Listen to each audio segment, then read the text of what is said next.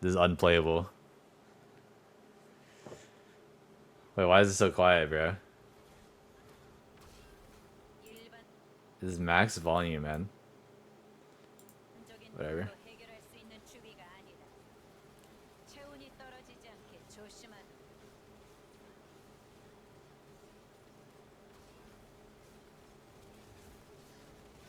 This one, I don't know how this. I actually don't know how this aggro works, but I think he turns back to where he first looked at, or like close to where he first looked at. But I could just be wrong. It might just be random. I don't know. So like his back is gonna be on this side on the last one, I think. But I could be wrong. That's just what I think happens. But yeah, I could be wrong. Game is 1% audio. Yeah, it's pretty low. Yo, what's up, Mr. Nick? Yeah, I think he does turn towards where he originally turned. But yeah, again, you could be wrong about that.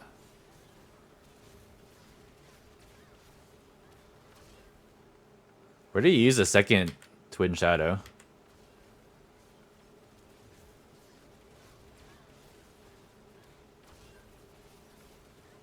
Oh. You use a second twin shadow here? I mean, it's not like that bad, but ideally you just want to save your twin shadow stacks in case like you fuck up and like miss something. So yeah, that's what you should do. So you don't have twin shadow in your next rotation, and then you're gonna be either perma zero stack. Who got grabbed? Wait, what? Yeah, you're gonna be perma zero stack or whatever. Also, I would probably take the like pre-casting souls over here is fine, but I would take the time to go to the back here. You do have spacebar, and then save your earth cleaver to follow the boss. That's what I would do. So souls over, you can actually souls over, hit the souls over, and then you can angle it outwards so you can spacebar back to the boss. I don't know if you know what I mean, but I can show you real quick. Because you know when you souls over, there's 2 hits to it. If you're next to the boss, you can angle it directly outwards, and then you still get the second hit. And then it also positions you outside the boss, so you can like freely spacebar, or like use like death sentence or like spacebar, spin cut, like literally anything to get to the back. That's what I would do.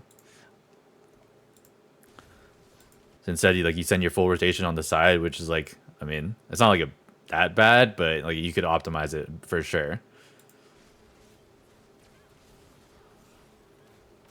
Yeah, you use your second twin shadow a lot, which is like, again, it's not like that bad, but if you mess up, then it is bad, right?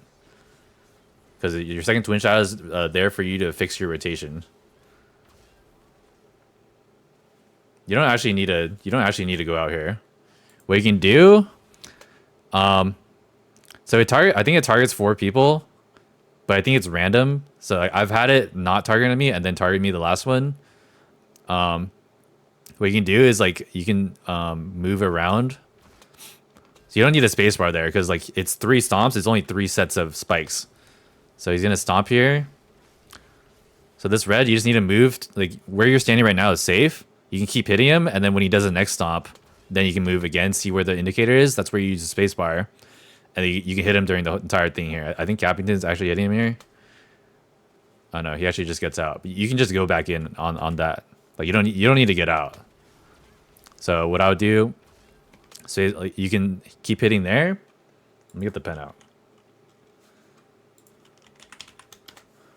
But if he jumps on you, you do take like 200k damage, so you have to keep that in mind. But I mean, for a short fight like this, it's definitely worth like taking damage if you're going for a speed run. What's up, free row? Second hit of souls over hits as a back attack when you do that too. Yeah, sometimes it's not. You have to be like somewhat close to the back if you're gonna do that though. I don't know if you can tell where his back. No, you can't. You can't. Well, not that I know of. You can't really tell, but you can pre-charge the souls over and then like I said, use the second cast and move out and then go to his back. Yeah. Wasn't allowed to agree team. We just wanted to go together in stack. Not allowed to. What? You have him on a leash? You know, bro. You know what I would say to that? I would just do it anyways, bro. Because like, I mean, I don't know. I mean, you have to be confident, bro. You don't like you don't get good at the game by by doing these things, you know? Like you want to greed as much as possible. Obviously, you don't want to troll. You're not going to die. Like I mean, you could maybe die. You're at 240k HP, but there's a very low chance that you die from greeting something like this. Like you're not going to die.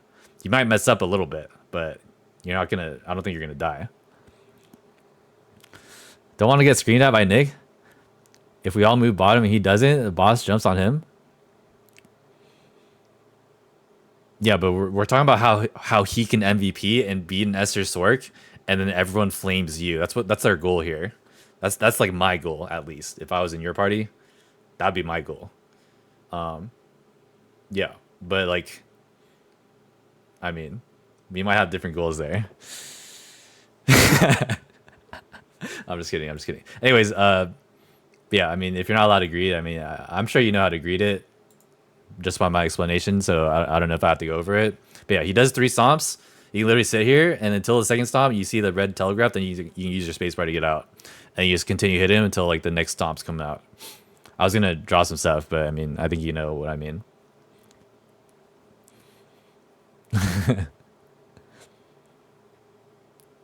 Yeah. Did you degrade it? Yeah, that's fine. I guess it's overall better for the team because everyone knows where it's gonna be. It's gonna be on everyone on the bottom, which isn't bad. Yeah, I don't know. You keep using your second stack. Like I already said this, but you keep using your second stack of twin shadow, which is like not ideal. Like you want to always keep that in case you mess up your rotation. I'm gonna skip this.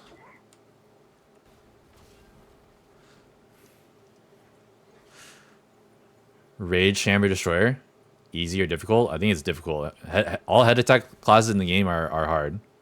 Besides like Red Gun Lancer, but that's like because it has a lot of tools.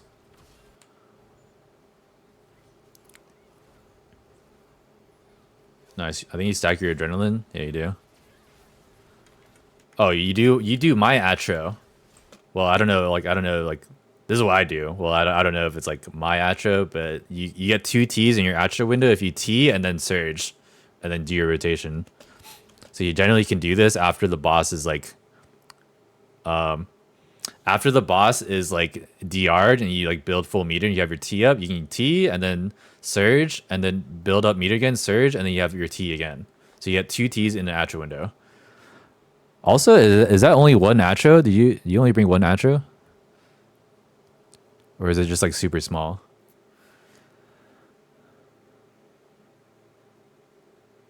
It's your Atro now. What?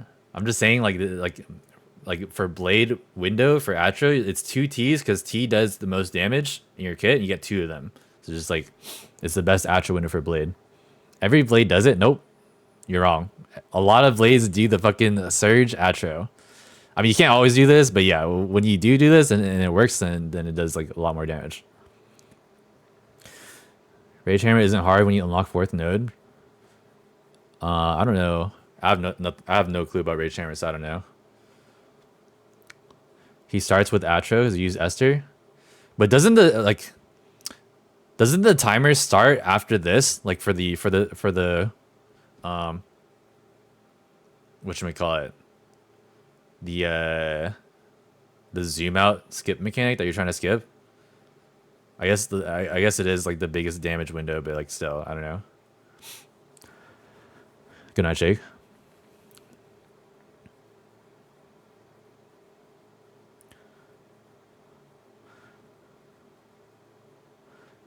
Timer mech, we skip it even if someone died, so no diff. Damn. Well, I wish we could do that too. Yeah. We couldn't skip it even with everyone alive. I think the furthest we got was like 125. And that was with like insane patterns. Boss was like stuck on a wall. That was crazy. Anyways, keep going.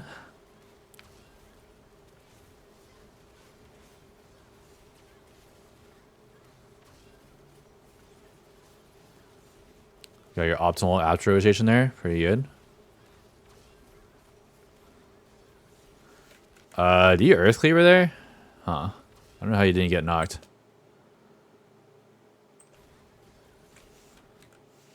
That's supposed to be a paralysis, and Earth Cleaver is not paralysis. What did you use there? I'm confused. Oh, you use Twin Shadow. Do you use that specifically for the... Do you use that specifically for the paralysis there? Did you hyper it ever? Yeah, we did. But we didn't practice that much. We did maybe like a total like 15 pulls gate 1. Maybe like 20. Probably closer to 15. So we didn't really test it that much. I think we did it like 6 or 8 times, and then we just like figured like it's too hard to like... It was too hard to do in the actual whambly, so that's why we didn't do it. Just use it. Also, tofu? Wait, what? What's up, Clem? Yeah, also you're supposed to use turning slash and then earth cleaver, because that's how the cooldown rotation goes. It's the opposite of surge. Surge, you use earth cleaver and then turning slash, because you run an earth cleaver cooldown. But yeah. Bad habit using twin shadow as much as possible. Yeah, I mean, again, it's not really bad, but if you mess up, then it's bad, because like you only have one. This is whambly run? Yeah, this is Madisson. Skipping it before we land Agena, so it's pretty safe for us. That's fucking crazy, bro. Fucking pigs, man. These fucking pay-to-win pigs, guys. That's crazy. Just kidding. Bro, you're already at 180? Oh my god. This guy just finished his Atro. The boss is already at 180, bro. Like, what the hell? Okay, bro. Yeah, also, I forgot to mention, this pattern back here, the hitbox for this is fucking stupid. You can't really just push him in it. You kind of have to dodge it. So what I would do, I would just go to the front here. And you have to go to the front, because if you hug the side here, the hitbox for this is like literally everything within his hitbox this way. Literally, if you're hugging the boss, it's like everything back here is unsafe. So this is like the area. If you're hugging the boss closely on the side, you're gonna get hit. So you have to be on the front or just not hugging the boss. If you're like standing just off of the boss, like not hugging him, then you'll be safe. But yeah, it's pretty AIDS. It's kind of stupid. Yeah, don't try to push me in this. You just go to the front and then surge to the back or something.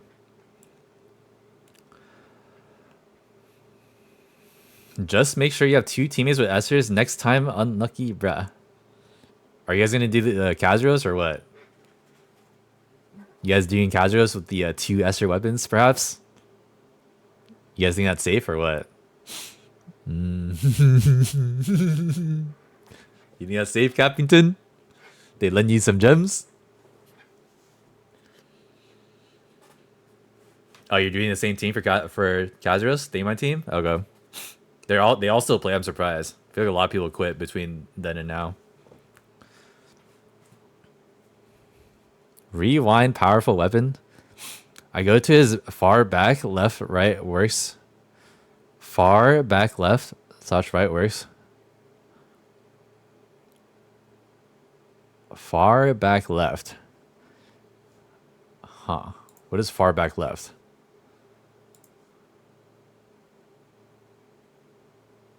I don't know what you mean, but yeah.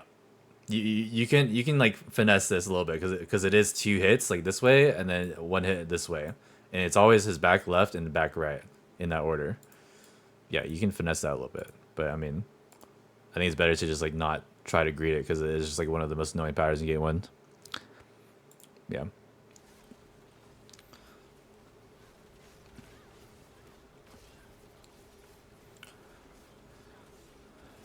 You guys have 3 back attackers.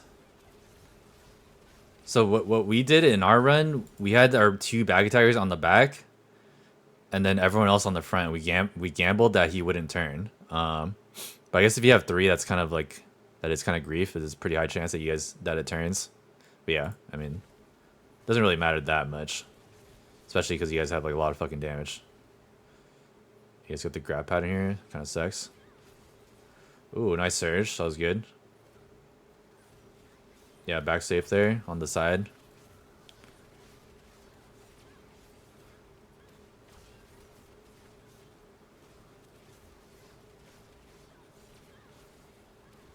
Oh, I think your surge missed here because he went through you. This is also like an annoying thing about surge. You surge, even though like he's like inside of you, it doesn't register because like he already went through you. It's kind of something you learn when you play Surge, or sorry, RE.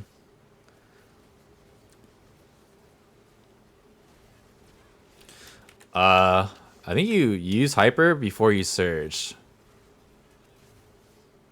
All right, you didn't get your void strike off. I guess you're just doing unsafe patterns. Okay, that's fine.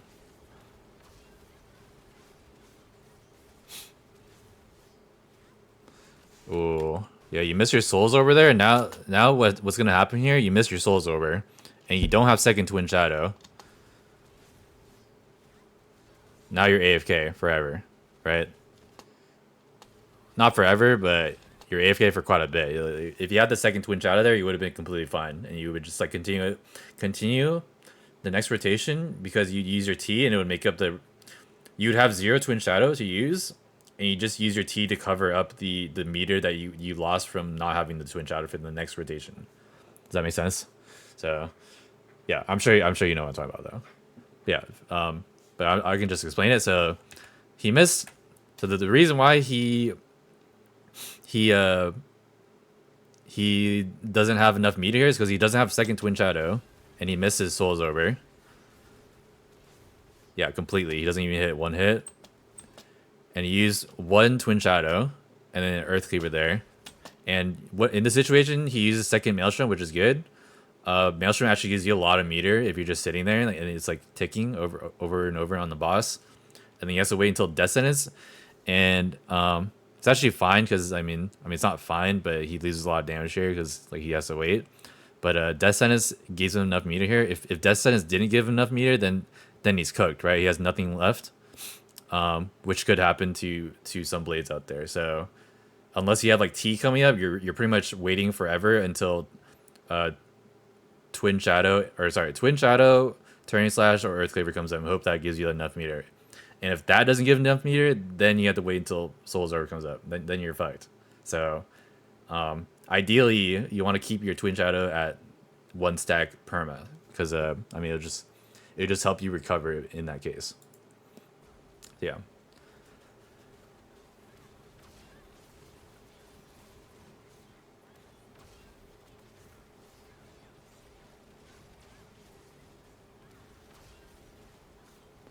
Phase here, so it's phase here, so you get your skills back and you fix your rotation, which is good.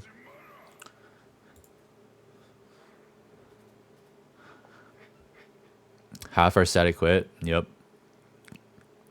Game 1 was messy. One of the worst runs I had. 20 to 25 mil lower compared to my practice runs. Yeah, the numbers did look pretty low. Not like low, but like it seemed lower than what you could have done.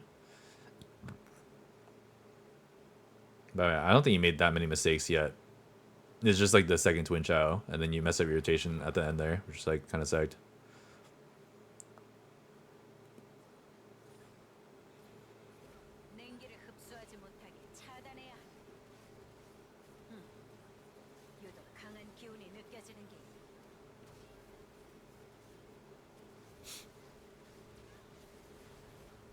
He actually takes I don't want to say he takes a lot of damage here, but he does take some damage here. You guys actually do like 1.5 bars to the boss here.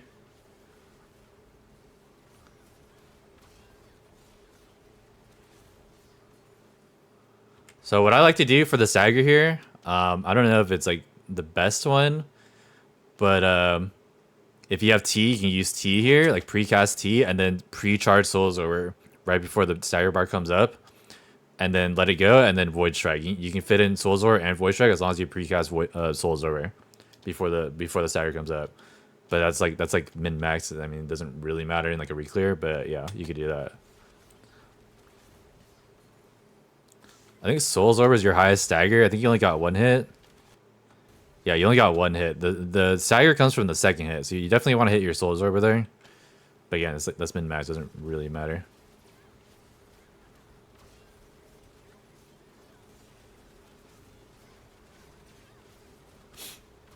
When do you guys Atro here? Do you guys... People Atro here? There are some people Atroing here. Yeah, if you don't have your T up, then like it's completely fine to like Atro on Blade. As long as you get one T off, then it's totally fine.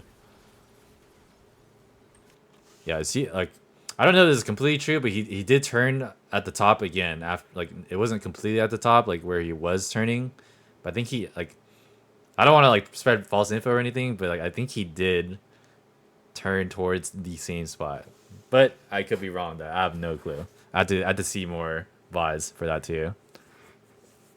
He turns their first targeted person. Okay, so as long as that targeted person doesn't move, then it's fine. Our game was disgusting. Yeah, you guys had bad patterns, right? Yo, good night, miss me. Focus runes, yeah, Maelstrom, and I use it on Death Sentence because I'm waiting after Death Sentence anyway, so like having a Gale Wind there doesn't really do anything. Okay.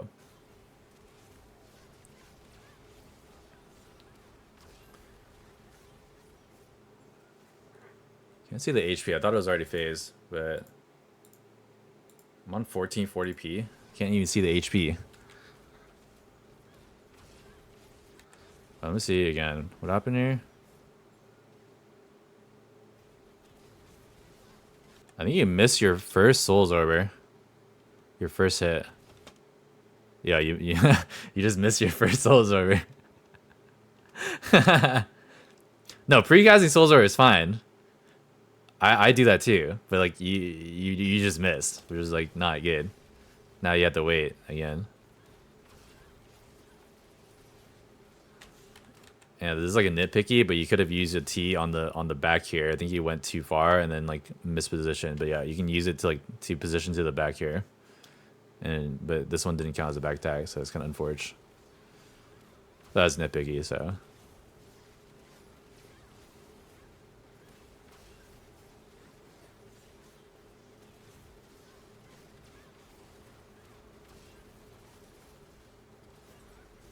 I probably because the thing about T, you can actually save T until you get full meter, right?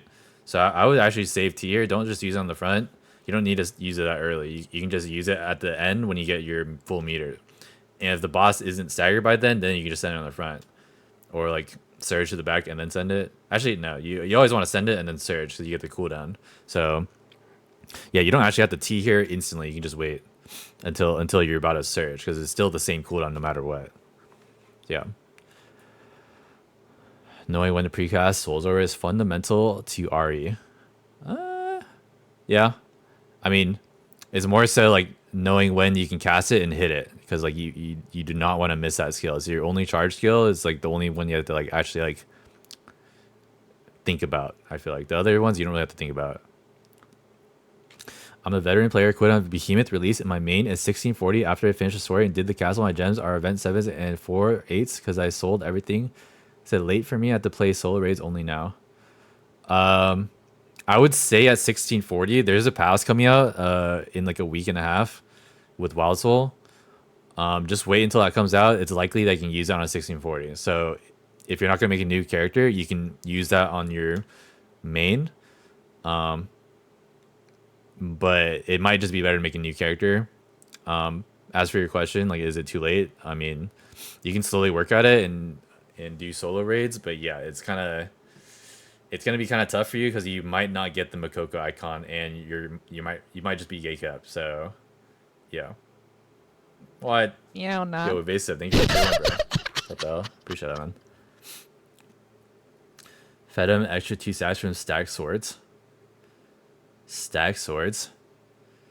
I don't really know how stacks work in Gate 1, to be honest. I just hit the boss. I don't really know how like the stacks and the shielding works, to be honest. I'm just here for the normal patterns here, guys. He might have Makoko icon. I don't think he will because he's been playing, right? Oh, you do have Makoko? Wait, how do you know that? You don't. We don't have it yet. Unless it shows you. I don't know.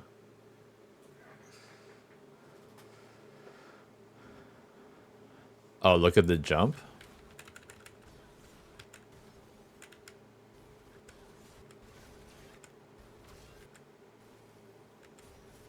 Oh, he breaks 2 swords at once? Is that what happens? Oh. So what does the stacks do? Like honestly, I don't really know what's going on. I don't even know what the stacks do. I've never watched a guide in on this gate. I never actually watched a guide in gate 2 either. I just watched like the 145. That's about it. The more he jumps, the more stacks he gains. 3 stacks equals regen 1 armor. And each stack adds 2 build to shield check. Okay. More swords broken, the more stacks he gains. Okay. So like, is it kind of troll to have all the swords at the bottom then? I did see some people do that in the KR whambly. Yeah, I don't know. I mean, all in all, I mean, 2 to 4 bill is not really that much damage on the shield. It doesn't really matter that much. That's like one blade. That's like one blade surge, one RE blade surge. Maybe like 1.5 of this. So like, I mean, it's not that much damage. Stack all his bottom for whambly so we can pre-position to where he's jumping. That's whambly strat. Yeah. You're one cycling guarantee you cares. Yeah. If you have Makoko thing, you should be chilling with a new event. So there is Makoko status that you can check. It said people below 1670 and people that haven't logged in 16 days in 60 days. But I don't know. You have to check your thing. Like they have to like, they're still working on it, so we don't actually know like how it's gonna work.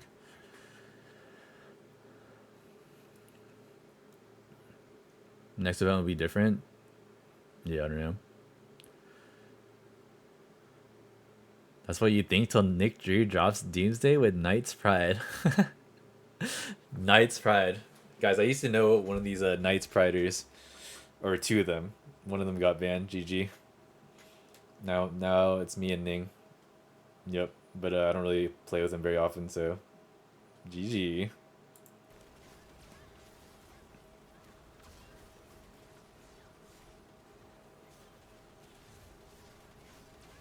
Yeah, you see how, like, he wasn't hugging the boss here. If you're hugging the boss here, you're definitely hit. So he pre-charges Soul Absorber, and then he doesn't get hit by the follow-up knock on the back here. Yeah. So he would have got hit by that if he was hugging the boss.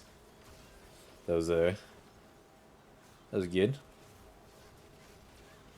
I think you're not back attacking again here. So yeah, you can use your Soul Absorber, use second cast to go out, and then you can Void Strike in. So I can show you in Trixion real quick. Might as well. I mean, I think you know what I'm talking about, but you can just use it to like reposition a little bit. You don't get like there's like 3 hits of Void Strike, so you don't get like the 3rd hit, or was it 4 hits? I don't remember. But you like lose 1 hit of Void Strike, but you do make it so it's back attack. So I think that is a good trade-off. And it could potentially make Soul Absorber back attack as well, right? If you do it that way.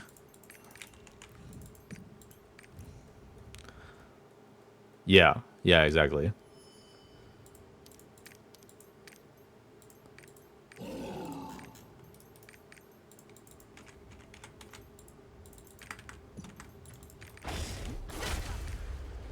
Yeah, if you're like hugging the side right here, you can use it like this. And sometimes it is a back attack if you do it like close enough to the back. So you see how that second hit was back attack there? I wish there was back attack indicator. It'd be easier. GG. I mean, I know you know what I mean, right? I think you just saw it. Anyways, yeah, like you can position it so you can like reposition and avoid strike like that. So you can get some back. It is a very like small thing, but like I mean, it's not gonna increase your damage by that much. But that's something you could do, right? Yeah. Told my mom I had nice pride. She disowned me because she's homophobic. What? What?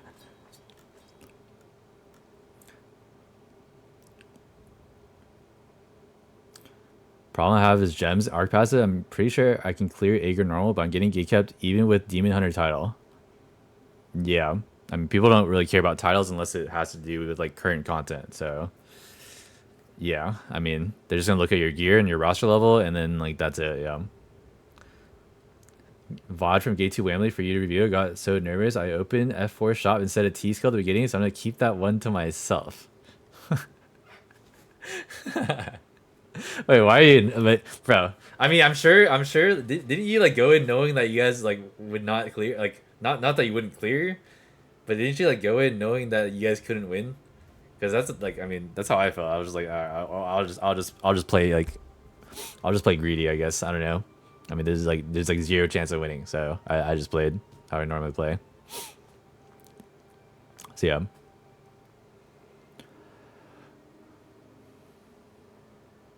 How much do you think Surge needs to be buffed to be used over RE? Thinking about balance patch is about to happen. I mean, they're definitely nerfing RE. As for Surge buff, they need to fix the arc passive to make it so it's good for reclear content. But I don't think they're gonna do that because they don't know how to balance. So, I mean, that's kind of like a hard question to answer because I don't know. Like, there's no percentage that would fix it. It's actually unironically, guys. Yeah, like you guys don't know because like you see everyone plays RE Blade, you don't see any good Surge players. That's why I was gonna try Surge in Brel, but if it's an 8-man and I'm in the 8-man and the boss just dies and it's nerfed, like it's just not gonna work. Like it's not gonna be a good example because it's nerfed, so it's just gonna die. But that being said, I think Surge is still very close to RE. Like it is less in Trixion, but it's like if you play it well, it's close. But the problem with the RE is that you don't really need to play it well to be that much better than Surge. You need to play Surge to like the 99th percentile to be like close to RE. Does that make sense? So the reason why RE is good is because it's noob friendly, and people can just like pick it up and like do a lot of damage on it compared to Surge. Surge, you need to practice a lot. I practiced so much on Surge. That's how I got good at Surge. And then, yeah, I mean, that's just like something you have to do. Like, you can't really do that. You don't have to do that, rather, for RE. You can just like learn it in like 2 days and like be good, right? Or like good, like better than the average. Does that make sense? Yeah.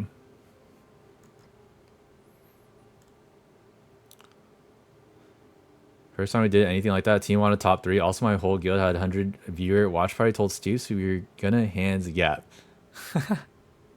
Well, I mean, I don't know if you guys proved that, but I mean, you guys didn't disprove it. You guys didn't wipe, so that's fine, I think.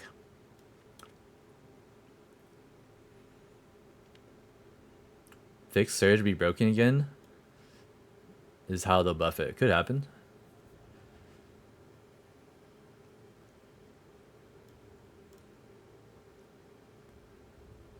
RE so much easier, has higher ceiling. Yeah, pretty much. Yeah, there's no reason to play Surge right now.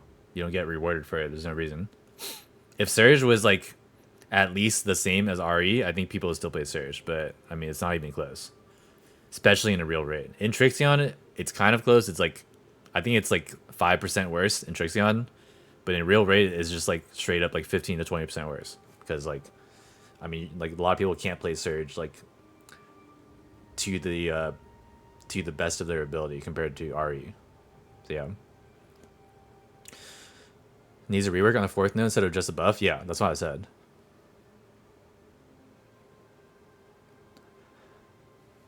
RE new friendly, 1 juicer and Pug doing 85 mil. I mean, that's what we're doing this VOD review for, to like help people get better RE and you guys don't get grief by these Pugs not doing any damage.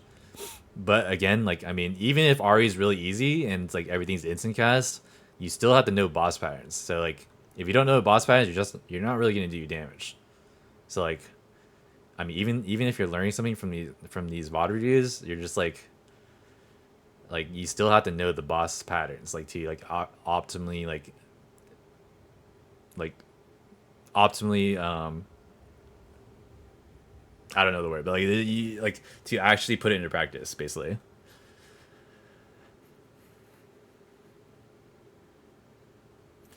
Yeah.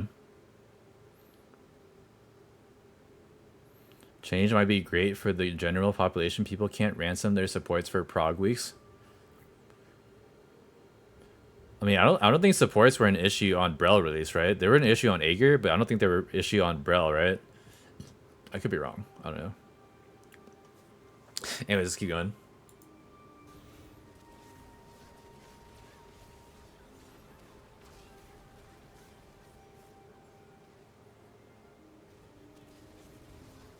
Yeah, you missed his souls over there, kind of sucks.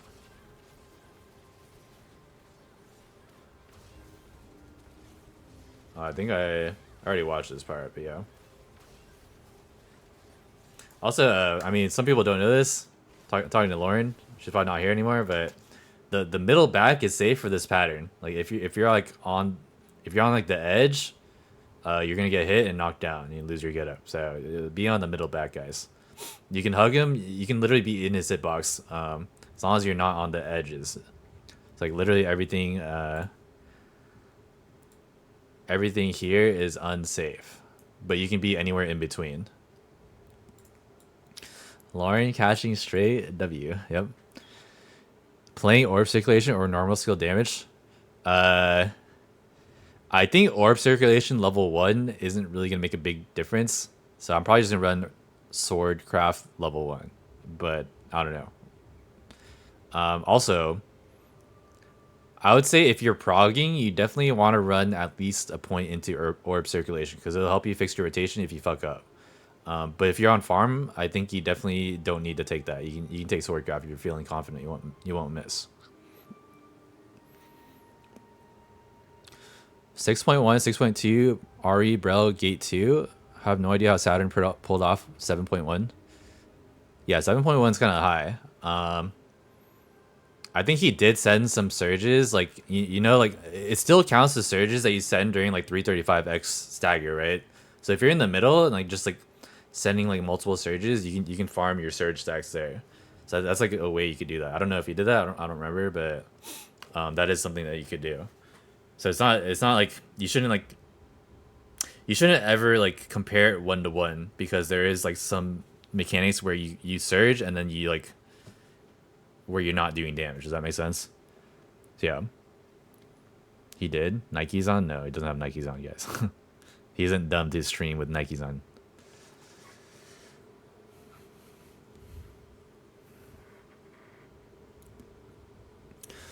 Swordcraft level 2 and lock-in level 1 total gives more damage on orb circulate level 3. What is lock-in level 1?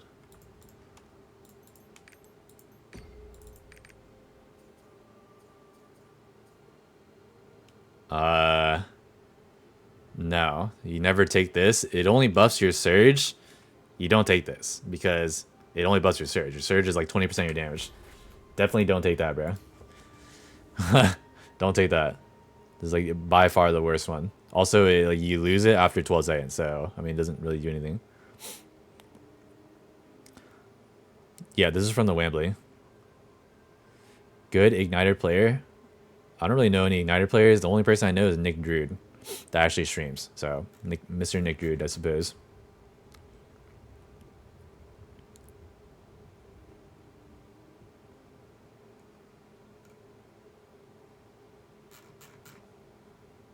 Saint Tone? I think he was talking about like NA streamers, but yeah, I mean Saint Tone also. Like I figured he like already like thought of Saint Tone, so that's why I didn't say Saint Tone. But I mean, I could be wrong. Maybe he doesn't know Saint Tone. I don't know. I don't know.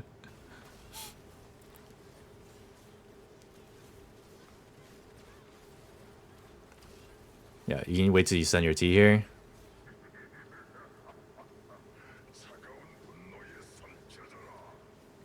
Yeah, you can. Since you're trying to break him here, you just send your Earth Cleaver and Soul Absorber, which is what you do, but you do it kind of late. I don't know. You're like kind of waiting here, but yeah. As soon as you break him, you can immediately go to the front. I would probably walk down or spacebar down and then T up, because like, you're not supposed to use your T.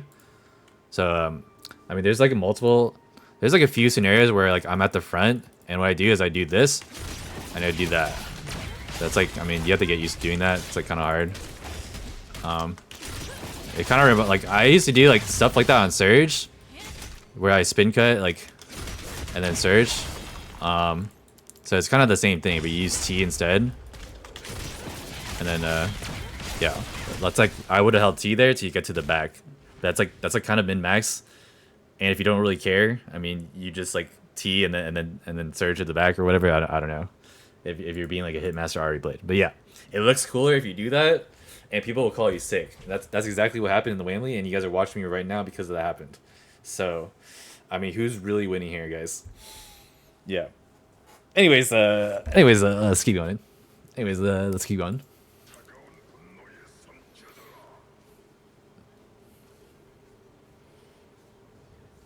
Zeus will glaze you. Could happen.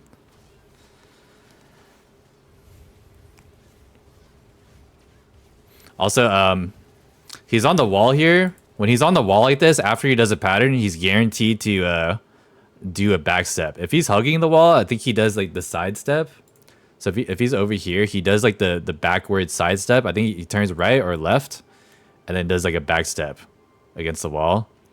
And then he either does one more pattern or he turns towards this wall and then goes backwards over here. But instead, I think he's a little bit far from the wall, so he's like guaranteed to go outwards.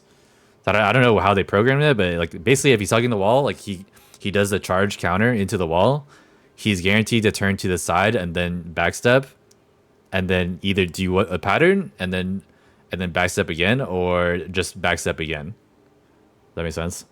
So yeah, he's like, yeah.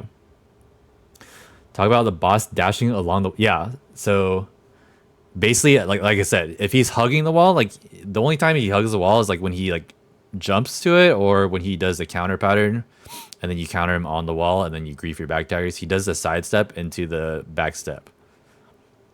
So it's only when he hugs the wall. But if he's like not hugging the wall, then he just goes outwards. I'm pretty sure. Farming style points, yeah. Yeah. W self glaze, guys. I'm just saying how it is, man. I said it wasn't that big of a deal, but it looks cool. So we do it, guys. I think it is a damage decrease though. If you do it smooth. If you mess up, then it's not a damage decrease. So as long as you don't mess up, it's not really then it's a damage decrease. Boss does DLC pattern into the wall, and we all get frozen.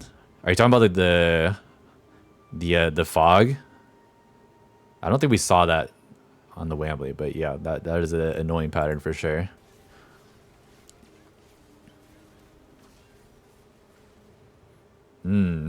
Yeah, this one, I always forget this. It looks like it's gonna be paralysis, but this one's a push immune, because he has a shield up. It's an enhanced pattern. This is one of the patterns that I like never remember. I sometimes remember, but I don't always remember. So like, you have to like respect this and like not tank this because it is a push. So yeah, it's only when he has a shield up. So yeah. Also, I guess it hits the side, which is kind of annoying. Oh, that one. Okay, I can explain that one. When he's enhanced, everyone gets farmed by this, but good players don't really get farmed by it. Basically what he's gonna do is gonna do the guard. The guard's kind of a I don't want to say it's a bait, but 9 times out of 10, if you're not at the front, you want to just like dodge it. You don't really want to guard it.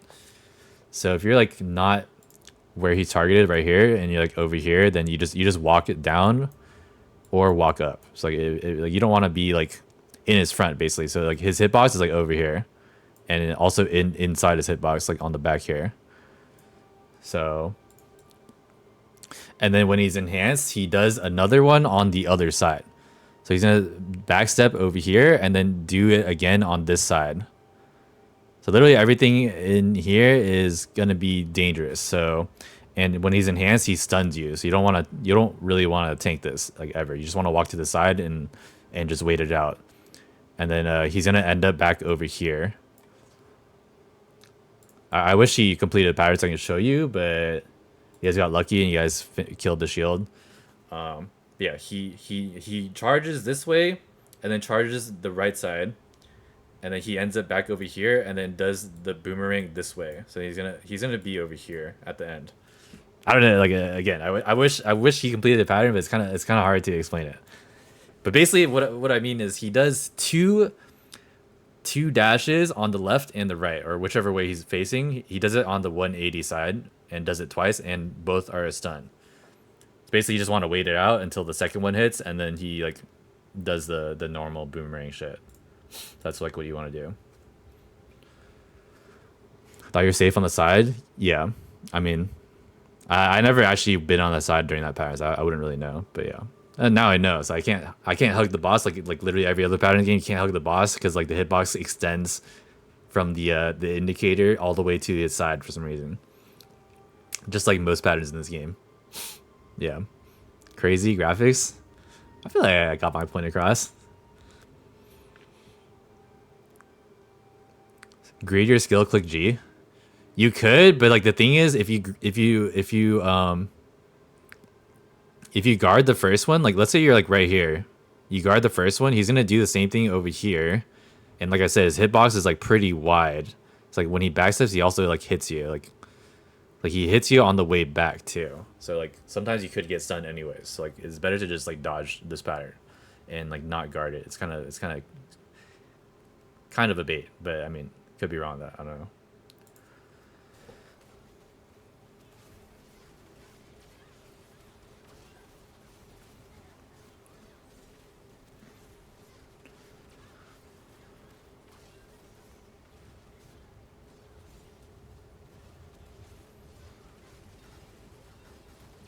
Oh, you get frozen there, I think. Oh, that is unlucky, bro.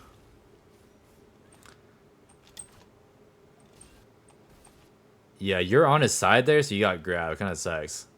I don't know. The hitbox for this shit sucks. But luckily, you got grabbed, and everyone else has a free DPS window.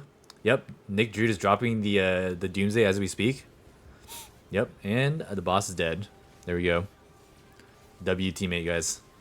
Good shit. Good shit.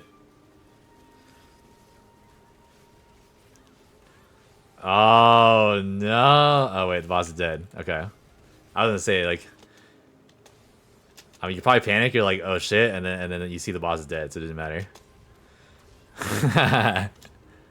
Did you double surge there? I think you double surge there, right?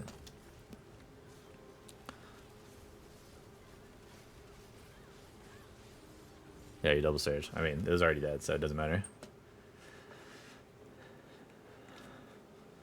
Much damage difference in pants elixirs, crit damage, and additional damage for RE. Crit damage is pretty valuable for RE because you don't really have any crit damage. I don't know how what the difference is, but crit damage is more damage, for sure. Hate the pattern. Hit boss on that is so bad. Yeah. Safe spot near him for those grabs. I think if you're inside his hitbox, he actually can't hit you, but I don't know. Like, watching this, it looks like it's not safe no matter what. Yeah, he's in the hitbox here, but he still gets grabbed. I think he just hoped that someone else gets grabbed, but he got unlucky and he got grabbed. So I think he just like kind of like, I don't think he can really greet it. I think he had to like hope someone gets grabbed and then like, or like try to dodge it. Because like this one is like, that grab pattern is like kind of hard to dodge. He like locks onto you, or like he slowly turns to you like to bait you, and then he immediately locks onto you. Then he goes like he fucking grabs you like out of nowhere. So even if you're like far, and it looks like he's like slowly turning, he actually just like completely just locks onto you when he goes for the grab. So like you have the space bar immediately when he starts like charging. That's like hard to time. It's like you have to like, you just have to know the timing. It's not like something that you can react to. So I mean, if you get grab, you get grabs. Like one of those patterns that like is still, it's pretty hard to dodge. I don't even know how to dodge it. So yeah. Nick Drude run. I don't know if he recorded it, but I think we did watch him on the whambly. I like, because he's the only one with sound. So yeah. You are my favorite mech bot. Ignore my master counter puncher. What? Yeah. Alright. Gate 2. Bricked all my gems for this comp. Oh, like you fused all your gems for it?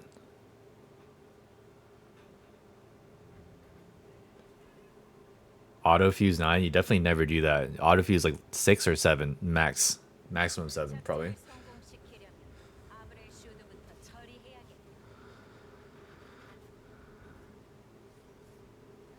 Nice pre-stack adrenaline. You need a T, bro. T is instant cast here. Sorry, let me go back. You also Atro here. So what do you want to do here? You do your regular T. I know you don't have surge buff, but like the T is instant cast. You can turning slash and then T. So Maelstrom, turning slash, T, Atro, and then surge. That's what I would do. And that's what I think that's what I do in my opener. Let me watch my video. Ignore that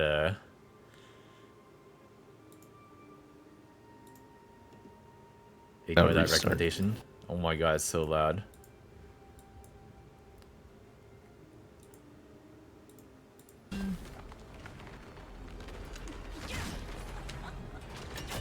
Oh no. Oh no.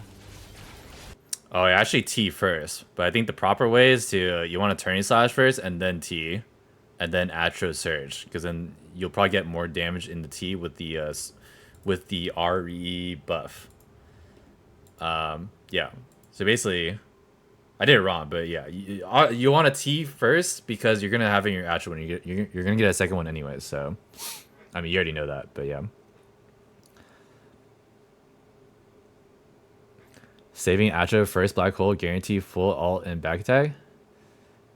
I saved my ult for the because I agreed the when she spawns like the puddles where you like dodge so you don't get the mark. I use my ulti there for push immune.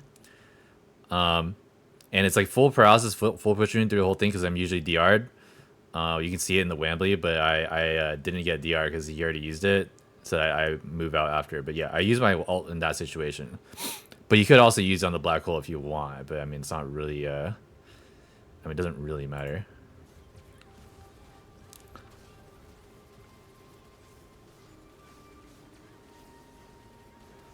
What happened to your surge? You surge miss? Did that miss? I think I miss. Where did your surge go? I can't even tell where it goes. Oh, you sent it upwards. Yeah, you missed. All good. You did double T there? Yeah, we can watch it again. I'm pretty sure I did. Yeah. Oh no. Oh no. Oh, by the way, DR. right here, I can explain what I did in case you missed it. But she does the explosion. This is a knock up. So I spacebar and I stand still. I say this in every VOD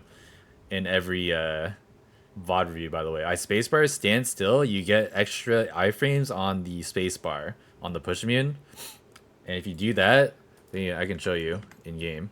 You spacebar, you stand still. The animation where your character is getting up is counted as you being push immune. So you stand still, you'll get extra iframes. But if you move immediately after, you like lose the iframe almost immediately. So if you're trying to extend your push immune, you want to stand still and then move when it's like done.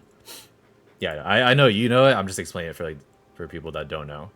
And that's what I do here. I would have probably got a I would have probably got knocked if I moved immediately after spacebarring there. I can play it in slow mo again.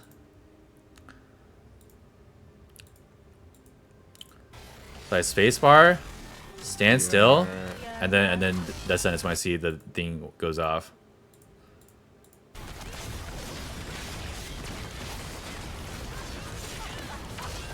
Yeah, I get my second T here within my Atro, so yeah. So yeah, I did get my second T there. Does it work on all characters? Yeah. Even War Dancer, people say War Dancer has a worse spacebar. The reason is because the spacebar immediately move, and the spacebar animation is like 0.1 second. If you spacebar stand still, you get an extra like, I think you actually like double the length on War Dancer because it's that fast, right? So if you find yourself missing spacebar on War Dancer a lot, it's probably because you're not standing still. Because my friend also didn't know that. My friend Pao, he's a Theme on the second with me. But yeah. Learned that from Thaemine Oriana. Yeah, it's good for things that you like don't know the actual timing for, and like you like mistime it, and then you You mistime it like by a little bit, not by a lot, but like a little bit. But like that little bit, it's like enough to like make up for like you messing up, right? No way you play with screen shake. Are you new here, man? I play with screen shake, man. It's off right now, but yeah, it's off right now, but it'll be on Thursday unless someone redeems. Yeah. Sorry that happened to you. What do you mean sorry? You guys don't do damage because you don't have screen shake on. I'm just saying. No one knows the secret. Why do you guys think you're not doing damage? You guys ever think it's because like it's not because of the class? It might be because of the screen shake. I mean, I'm just saying, guys. Like, I mean, there's some correlation there.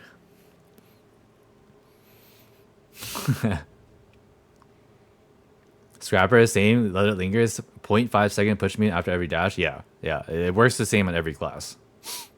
It's not a secret to like just Blade or whatever. I turned screen shake on in practice. Died first pattern P1. What? How do you die first pattern? What is the first pattern that can kill you?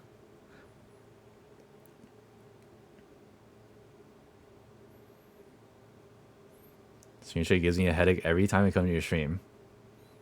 Guys, I mean, I can't really do anything else on the stream. Like, what else am I? The screen shake is the only thing I have. You're gonna take it away from me, guys? It's the only thing I have. I can't even bust anymore. I mean, I could, but like, I mean, I can't advertise. Like, I don't have anything else, guys. Like, are you gonna take that away from me too, or what?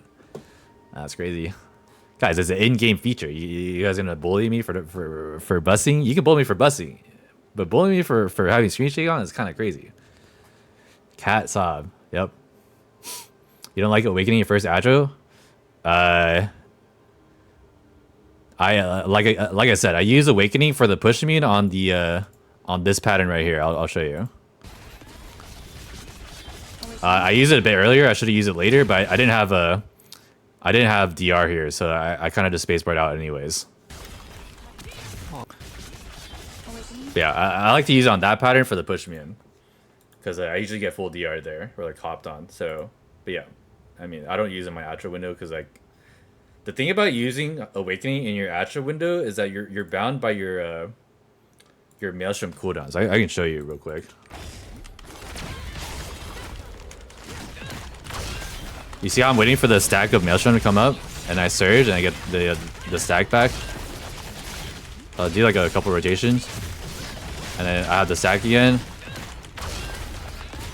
If I Awaken here, I surge and I don't have the Maelstrom stack. You have to actually wait until Maelstrom comes up. If you surge, you don't have the stack again. So I do this, and then now I don't have my Maelstrom up, and now I'm perma at 0 stack, which is like really bad. You don't want to do that, especially if you're running Raid Captain. That is not good. You want to fix it ASAP. Yeah, that's like how that works.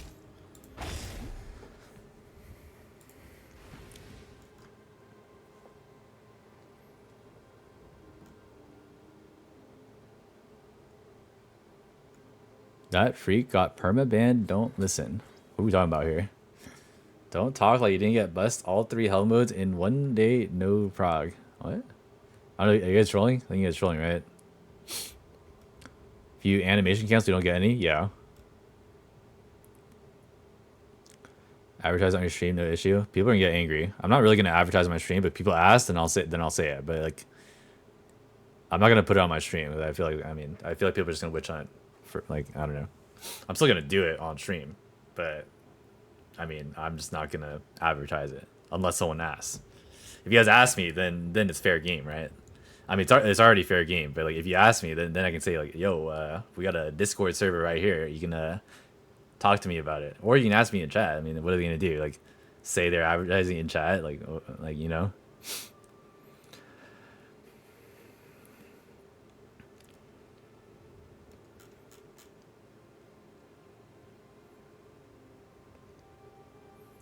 No, don't run Blitz Rush, man.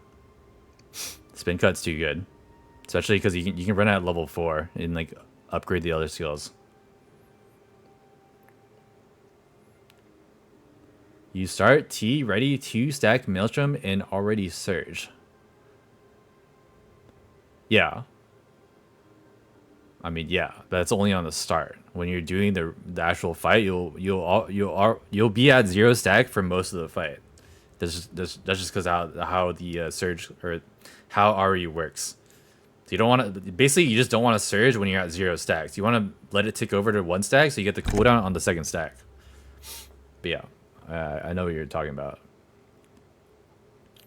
Sir, you are the blade from the run about everyone talking. Congrats in your skills. Thank you, man. Thanks, bro. Play the game now without buses. I'm still gonna bus. Oh, Guardians. Oh. You guys can go without me. It's fine. I'll just rest it. Whatever. I'm doing a VOD. I forgot. Yeah, go ahead.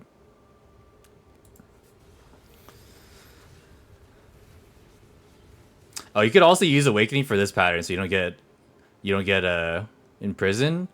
This doesn't really matter for the whambly because you should charm this pattern so people don't get in prison. They don't do it here because maybe they forgot, but yeah, you want to charm this pattern, but most people are not going to bring splendid charms, so you can awaken this pattern so you get immunity, which is what he does there. No, what do you mean no? Well, you don't want me to? I mean, we can do it real quick, but. I mean, you want it? Like, okay. You want me to do Guardian? I mean, I don't know. We can do it. We can do it in 2 days. It's fine, guys. Who cares? Full meter RE, still finish your whole rotation or surge? Depends on the situation. So, if you're like at the front of the boss and you have full meter, you can just surge to the back. But let's say you're still in the back, I would probably just send the rotation and then surge because like you're gonna need to voice check the next rotation anyways.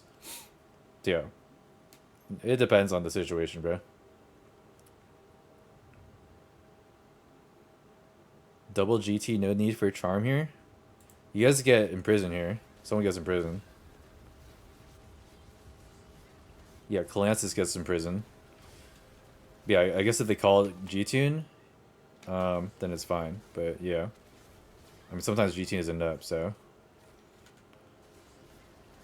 this is nitpicky, but you surge here and you can fit in a twin shadow here. Twin shadow is literally instant. You can literally leave right after twin shadow, or you can just use twin shadow to get in.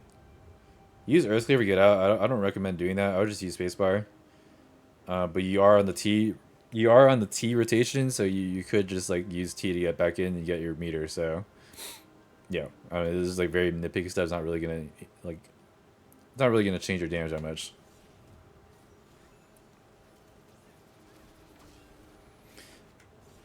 Do you run Raid Captain, by the way? Oh, you don't run Raid Captain. Okay. So it doesn't really matter here, but ideally I would Maelstrom and then T there. Because I don't know, you just get more meter and it would be affected by your Raid Captain, but you don't run Raid Captain, so it doesn't really matter. Yeah. You don't actually need a spacebar here, I think. Yeah, you could probably save your spacebar there. Your T like goes pretty far. But again, that's really nitpicky. Oh, so yeah. I mean, that was pretty fast. I probably would have missed that too. But you do hit the second part, which is fine. And then you surge early. You missed the first hit, so you should be thinking like, I'm probably gonna have to twin shadow to fix my rotation and maybe second Maelstrom. And then you only need a second twin shadow.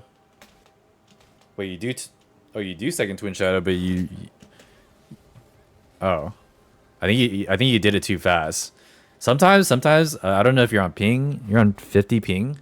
Sometimes if you use a skill and then surge immediately after. Let me try to demonstrate it. It happens more with void strike. It's kind of hard to demonstrate.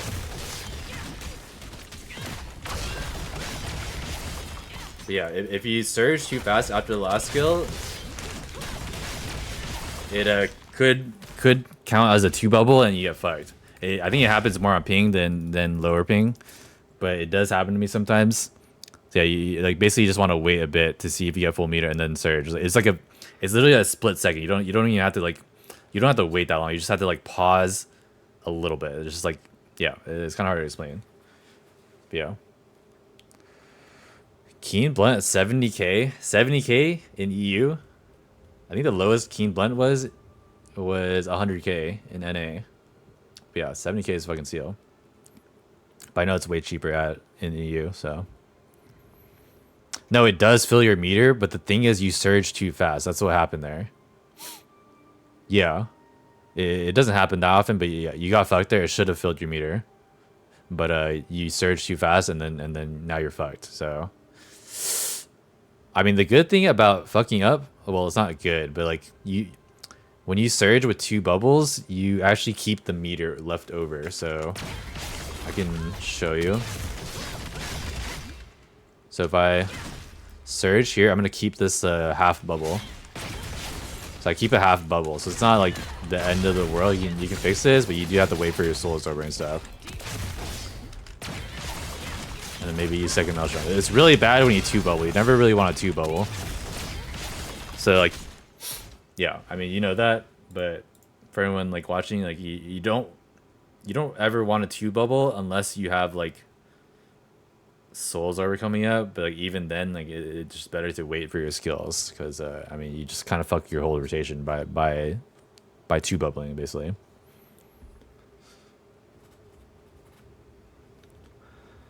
The last 0.2 bars from void doesn't come up and you get a 2 bubble surge because it's too fast. Okay. Happened to me on 70 ping. Every blade player should experience that sometimes. Yeah.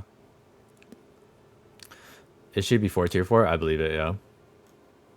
Keen is 350 in EU. Wait, what? Wait, is that Kappa Wiener? Adren is almost 350k in NA. So I'm pretty sure that's just wrong. Not almost, but like it's like kind of getting there. I bought Ambush at 45k. So I actually got it pretty cheap. Cursed All 88k for me. Yeah, EU is just like giga cheap for books. But your gems are extra expensive, so it kind of makes up for it.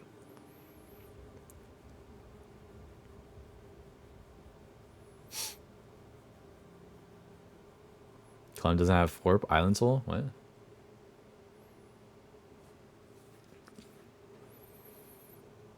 Adrena's 400k EU. Oh, 1 book left, 350. That means someone just bought it out. It's not actually the price. No one's really going to buy it at 350. Yeah. So now you're AFK and you're like, you're just waiting for like any skill to come up so you get 3 bubble. Nice spacebar. Yeah, it's kind of fucked. Oh, do they always DR this pattern, by the way? People usually don't DR this pattern in Brel. Just because like there's other things you need to DR. Like this one, I feel like is a better DR pattern. You can greed that more for sure. I think, but you're. See, this is a problem. Okay, like I don't want to say okay. It's not really a problem. It's just like. I mean, it's better to explain because, like, I mean, I guess like because you're playing safer because like everyone's like just playing for clear. But I would say like normally you probably greed this, but you don't greed it here because like you guys are playing to clear. But yeah, I mean, you can definitely send like a lot of skills here. You can send a turning slash. You can send like a maybe not earth cleaver. Earth cleaver doesn't have paralysis, but you can like pre-charge Soul Absorber and Void Strike, and then you can like stand at the edge here and then dodge the ring explosion. So like, I mean, I explained it in my last video, but the ring explosion. Why is it so dark here, by the way? So the safe spot is actually like just on the outside of the purple. So like this outer ring right here. Might have drawn it like a little bit wrong, but yeah. Just on the outside of this purple ring is safe. So if you're like trying to dodge the ring explosions, just on the outside on this yellow line is a safe spot. It's a pretty narrow safe spot. But if you tend to get hit by the cascading explosions a lot, then try to find a safe spot. It's gonna take you a bit of time, but yeah. If you're gonna hit anyways, you might as well try this. That's like generally what you do if you're like playing safe. But you could greed this with some support shielding. I mean, most pugs don't have support shielding, so probably just dodge. But yeah, I mean, yeah, you could definitely greed this.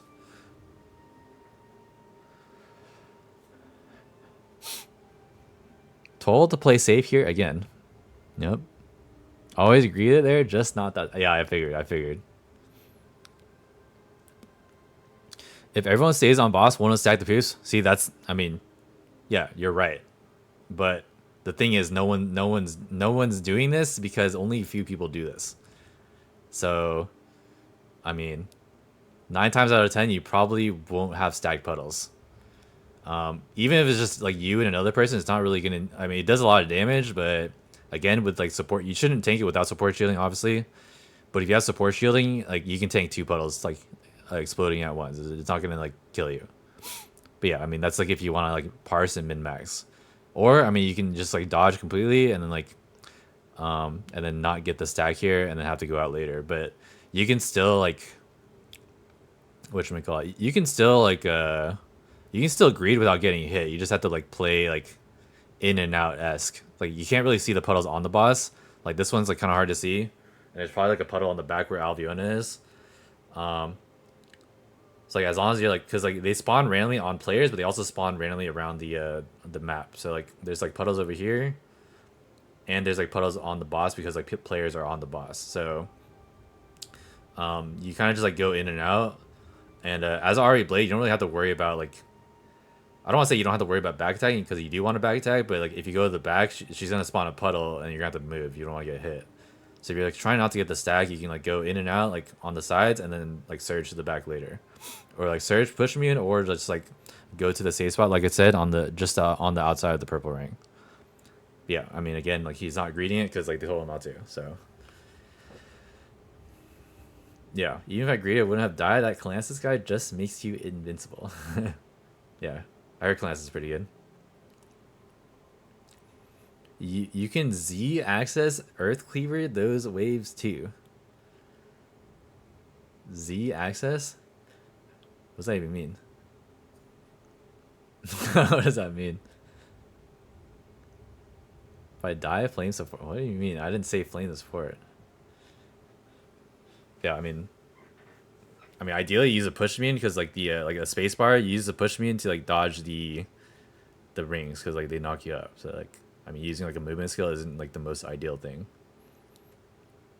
Oh shit, Rips, that guy died in 10 seconds.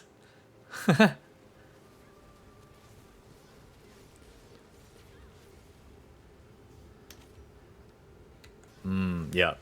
This is where people die a lot. This pattern right here is actually like pretty easy. You don't really want to greed this one.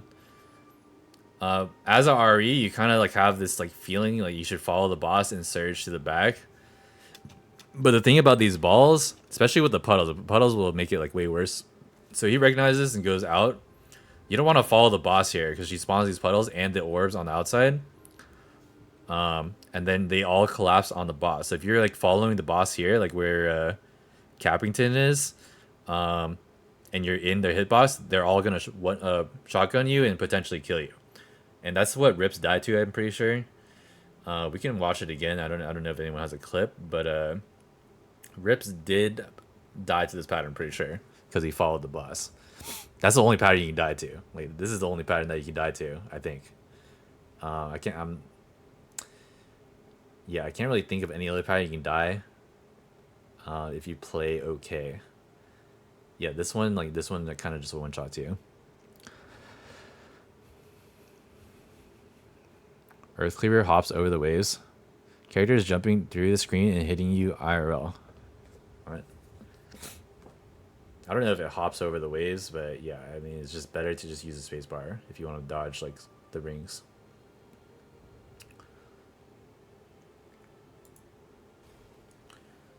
Yeah, he tries to go in a little bit early. Also, the thing about these orbs, even if you go to the back, like you don't want to hug the boss. Even on the back, if you hug the boss on the back, the orbs actually go through the boss, and then like spike on the back also. So you kind of want to keep your distance so you don't get shotgunned. They won't generally kill you unless you're like stacking on the boss with like puddle or whatever. So yeah, that's like this is like the only parry that can one shot you. You just don't want to follow the boss when this happens.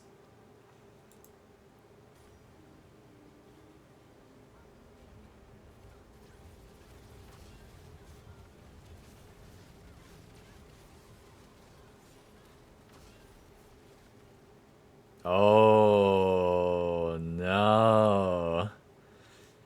Oh no. Oh, then you drop this puddle right here, right? Oh no. Oh no. This guy actually made Albiona mad with one move. That's crazy. A desync? I wouldn't really call that a desync. You also use the T to get out, which I don't agree with.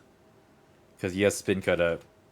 I think you overloaded it and then you T'd out instead of spin cuttering. Yeah.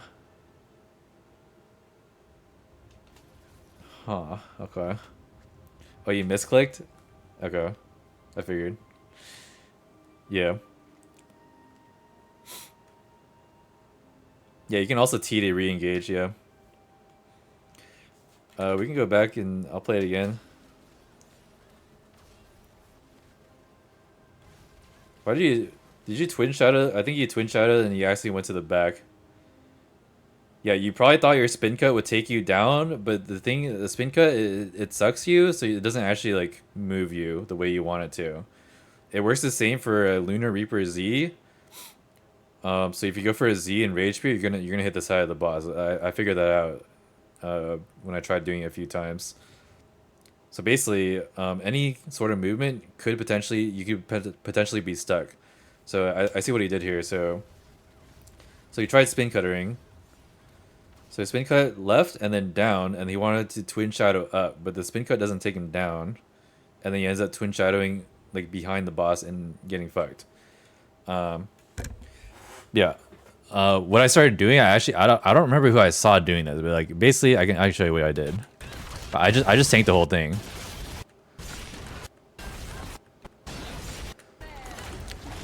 This is actually like pretty easy to do on RE. You have turning slash, or you have surge, or you have spacebar. So any of the three works. So I spacebar here, and then I G immediately. If you like, as long as it's fast enough, you can G immediately, and then get the guard, and then you don't even have to move. But you do like, it does do like quite a bit of damage. I think it does like 80 to 100k. So as long as you're healthy, you can do it. Or if you have support shielding, then yeah. I don't have to move here and I get full damage. High bars. This pattern. We can play it again. Yeah. I could have fit T here, probably. Yeah. Well. I could have definitely T'd there and then spacebarred. But yeah. I mean, that's like really min-max doesn't really affect the DPS that much. Full hug the boss and you're fine. The problem with that is that some of your skills could potentially move you because they don't lock you in place. So I wouldn't like count on that. You definitely always want to push him in. Yeah, you always want to push him in. So some of your skills could move you. RE Blade doesn't really have that issue because like all your moves are like really fast and like they almost every single one locks you in place. But certain classes can't really do that. Like let's say you're like playing Scrapper and you're using Death Rattle as your last skill. Like you definitely can't do that with like Death Rattle. Spacebar right time, you don't take any damage. I might have maybe I didn't take any damage, but I did have full shield, so. Oh, I actually don't take damage there. Yeah. I'm also in the hitbox, so maybe that's why.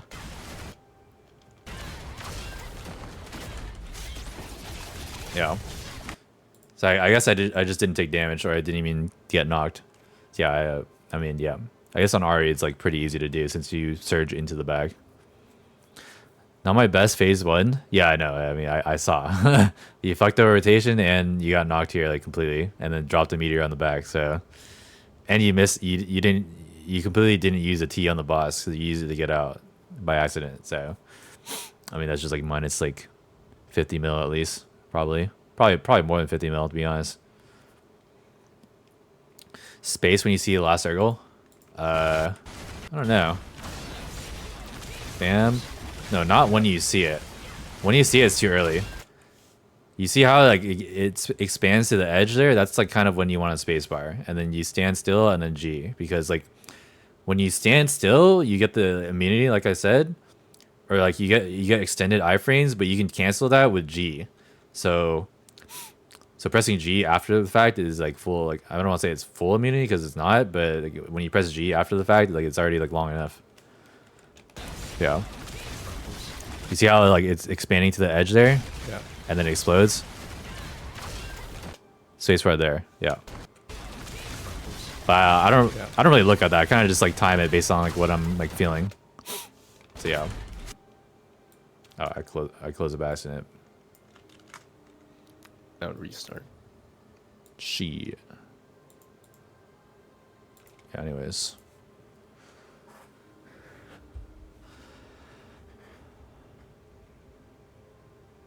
Spacebar before yellow touch red circle. Again, I don't really pay attention. I just kind of do it off of feeling. So I just recently started doing it. I don't normally do it. But I decided to do it in the whambly because fuck it. Because I mean we're gonna lose anyways. So might as well look cool. Yep. Yep. Unfortunate here. Skip this. You search here. Nice. So you can actually hit the boss here. I explained in my last video, but you can hit the boss here for like 0.2 seconds maybe. So like any fast skill like surge here, it works. He gets like free 350 mil there.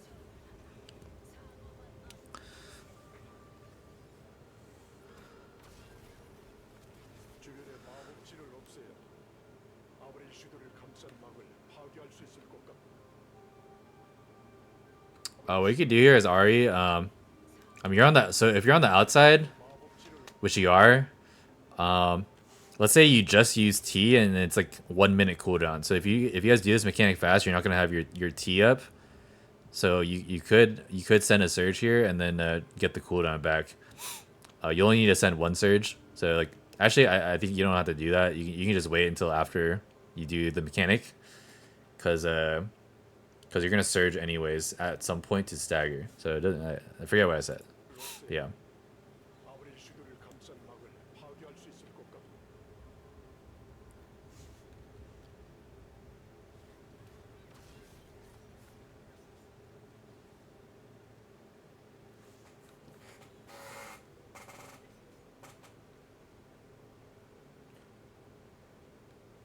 I don't know why I watched this.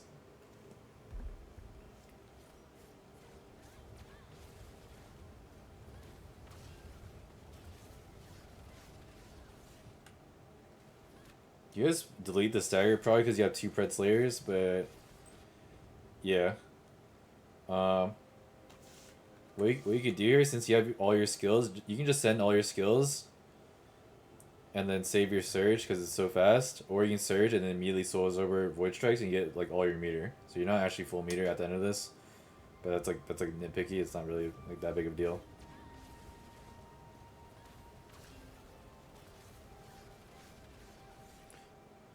You could also whirlwind.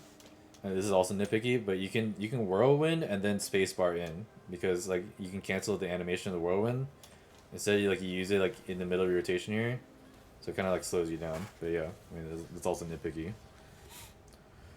Your gameplay again, the best in whambly. Good job. Oh, thanks, man.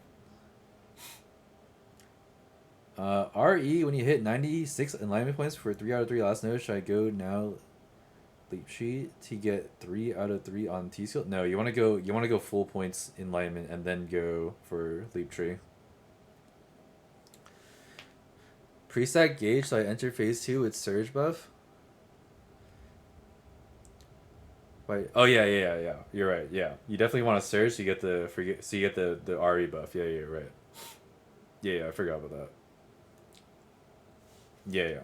So you definitely want to surge there, so you get like your RE buff, and then you can have like a decent Atro window with 2 Ts hopefully. See if you do the yeah, looks like you do it, but she's doing probably the worst pattern that you can get. I don't know. What do you do here?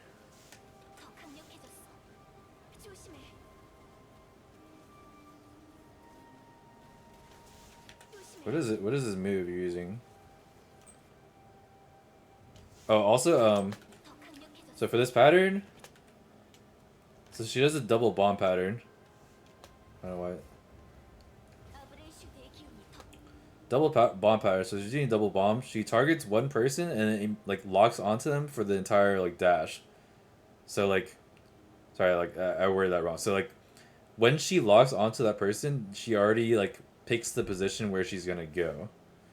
But then the position where she locks, like where she like turns to like do the blast, changes based on where the person goes. So, I guess to explain that better. So she dashes at Calansis here, I think, or balance, I don't know, and then she does the explosion, but then she turns. So the way she's dashing, this is locked. So she's guaranteed to go this way, and depending on where the person is, she will turn towards them and then do the explosion. So let's say the person she's targeting over here goes far over here. So what she's gonna do is she's gonna dash, and then face this way and do the big explosion right here. Does that make sense? But if the person is like over here, then she'll do the 180 and then explode where the person is standing. So I think I mean Madisson didn't know this, but I think he assumed it was on someone else, and then he went to the back and then prayed that it wasn't on him, basically. So,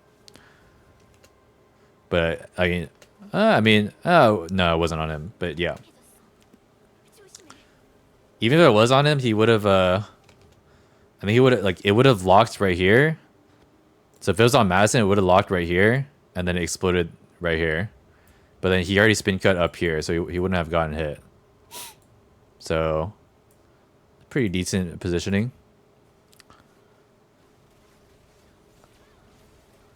He's spacebar there.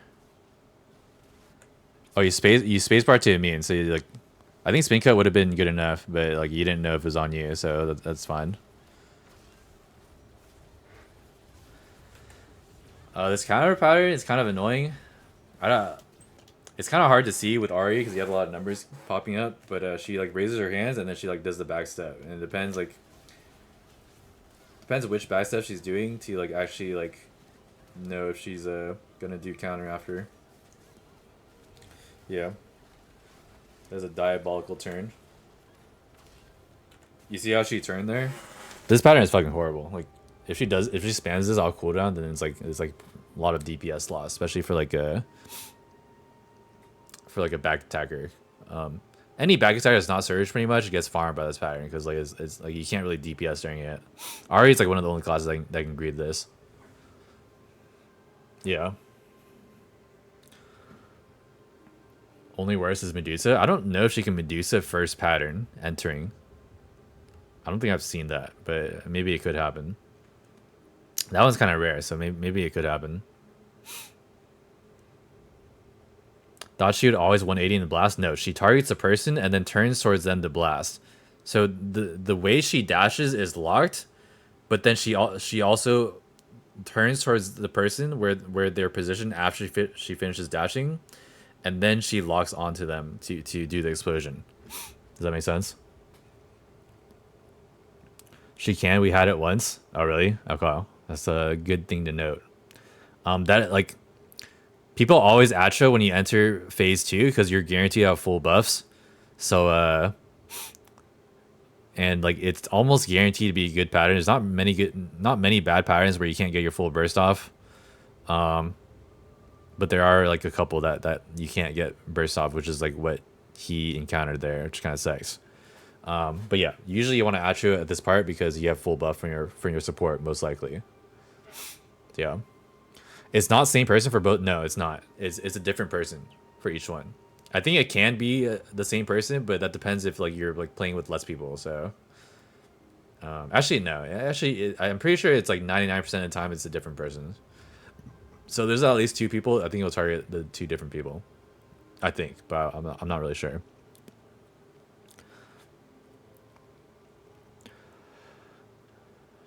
Why not Atra at stagger slash block? Again, because like you're likely not to have full support buff. You can do that if it lines up well for you, but like I said, you usually Atra this part because you're gonna have full buffs from the support because we just had a 335x stagger mechanic that's like 30 seconds long, and they're guaranteed to have full meter there. So yeah, you can wait for a pattern if your class allows it, but Ari Blade you kind of just want to hit the boss. So yeah. Yeah, you see how the boss targets a person here? I think she targets Madisson actually, dashes to his location because she locked onto him, and then she locks on again to his position afterwards after she finishes the dash, and then does the explosion on him. So she's gonna turn towards Madisson here, I think. Yeah, that was on Madisson. He saw he's not a noob, so he knew it was on him, and then he spacebars immediately, and he saw the pattern. Everyone else gets farmed here, probably. Yep. Actually, only one person got farmed. That was, who's that? Arcana, XD. Aggro changes? Yeah. Aggro changes, yeah. Unless you're talking about the first dash. No, if you're just talking about each individual dash, that one for sure locks on to one person, and then locks on the second person for the second dash. It's gonna be 2 targets total. I'm pretty sure, but I mean, I could be wrong. I don't know.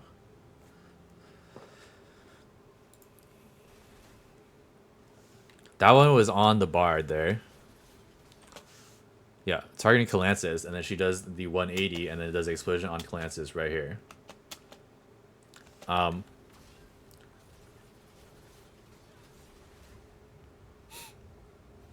You can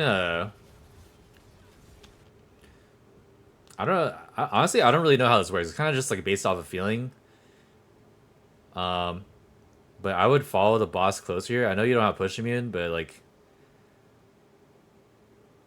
yeah. Actually, I can't really explain it. Like, there's like some parts where I agreed this.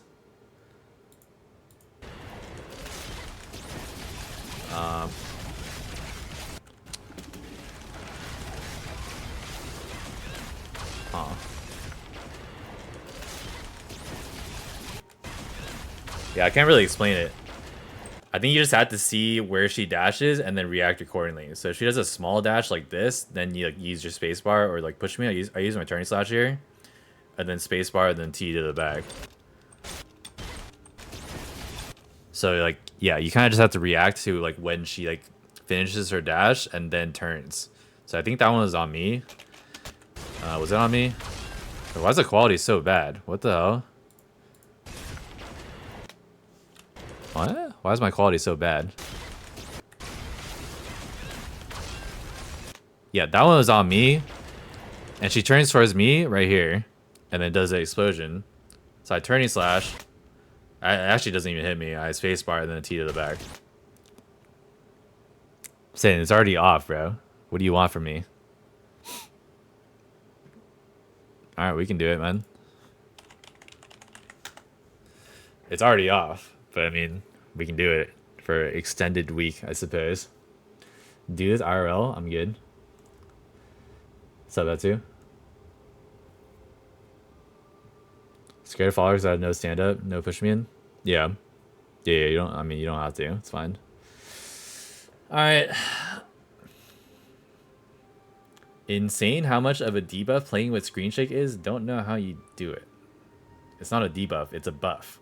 You're just not able to use the buff. It's like when you're not high enough level to use that item. That's where you're at, man.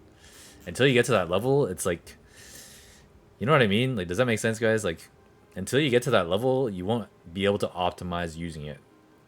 Yeah. You're 2-0. I don't even remember you redeeming this, to be honest. Anyways, all right, here we go.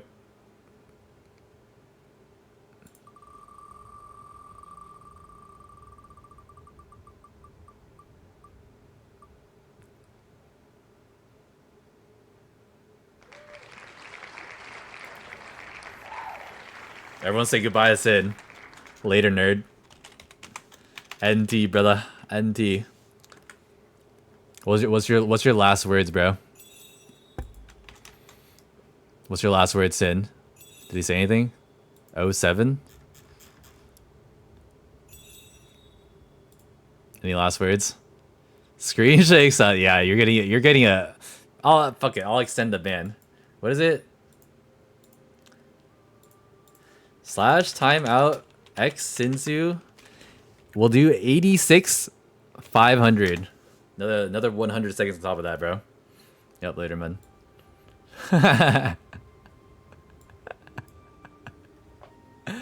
All right.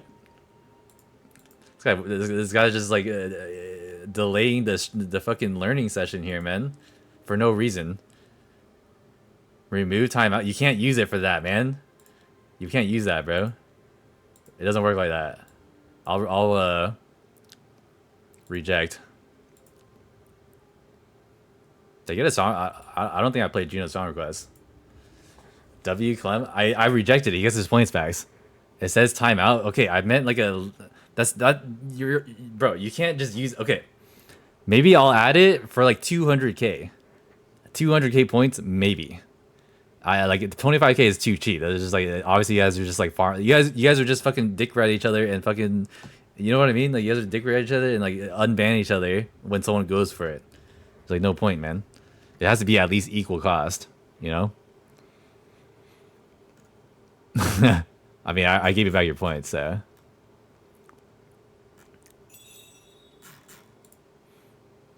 All right. Anyways.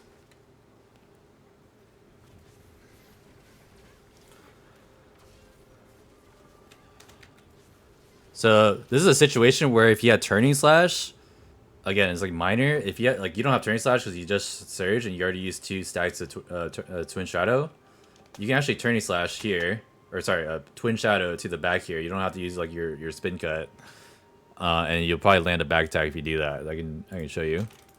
So you're like over here, you can like twin shadow over there, and it'll still hit as a back tag. That's like very minor. Again, not really that big of a deal.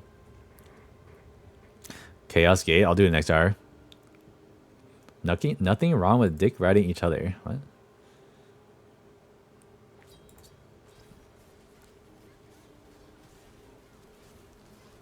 Guys, I might have to increase the points soon. I think you guys have been getting too many points. I streamed too much.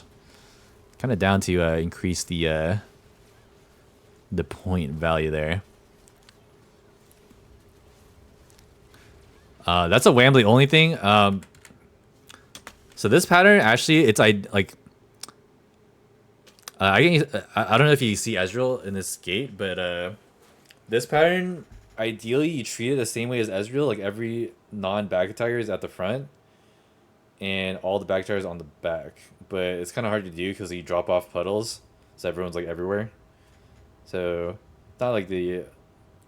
I can explain it when Ezreal comes out. I don't know if Ezreal comes up, but yeah, you basically want to stack all the back attackers on the back, all the non-back attackers on the front, so you have like optimal like damage windows. Also for this just guard, it's kind of inconsistent just guards in this game, but this one you can actually push immune. So if you're like a support, you can just like push immune it, or like like any class that has push immune, like Gunlancer for example, send your burst on like the guard. Yeah, but it still does a lot of damage, so you don't really want to like tank it without shielding. But yeah, there's something to know. This guard is tankable, and same with Ezreal. Ezreal you can tank it too. The first 2 paralysis, last one is push immune. But yeah, the last one does a lot of damage. I can go over it when it comes up, if it comes up. But yeah, scam everyone like Steve did. I don't think he did it on purpose. Battering fist enough. For what?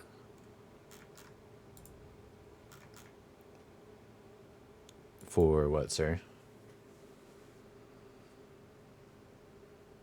Push immune? Battering fist is not push immune, bro. What are you talking about?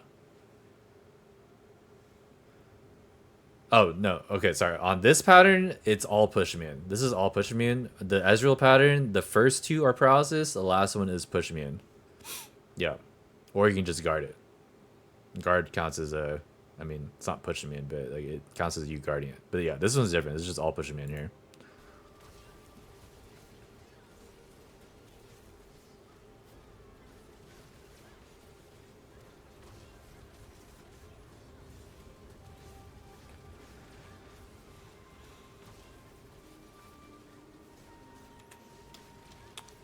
Again, you can wait to T her. She's getting up.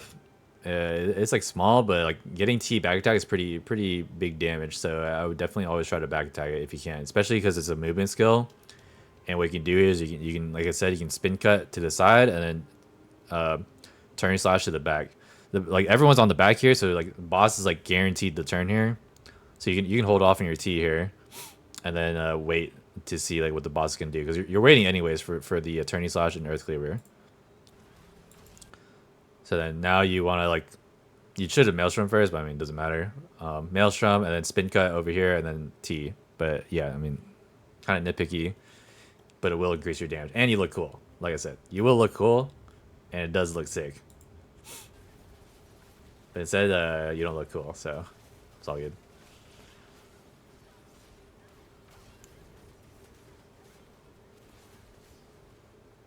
Nice, you don't use your void strike there.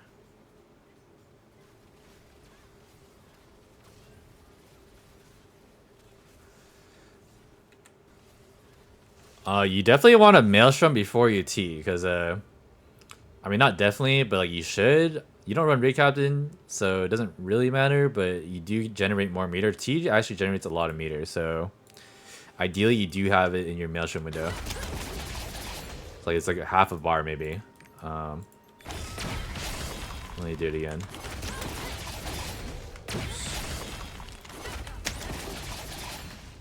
Not that much, but yeah, I mean... Yeah, I mean, it's not that much, I guess. It doesn't really matter, but yeah. I look like a noob. It's all good, man. And that's why you're here.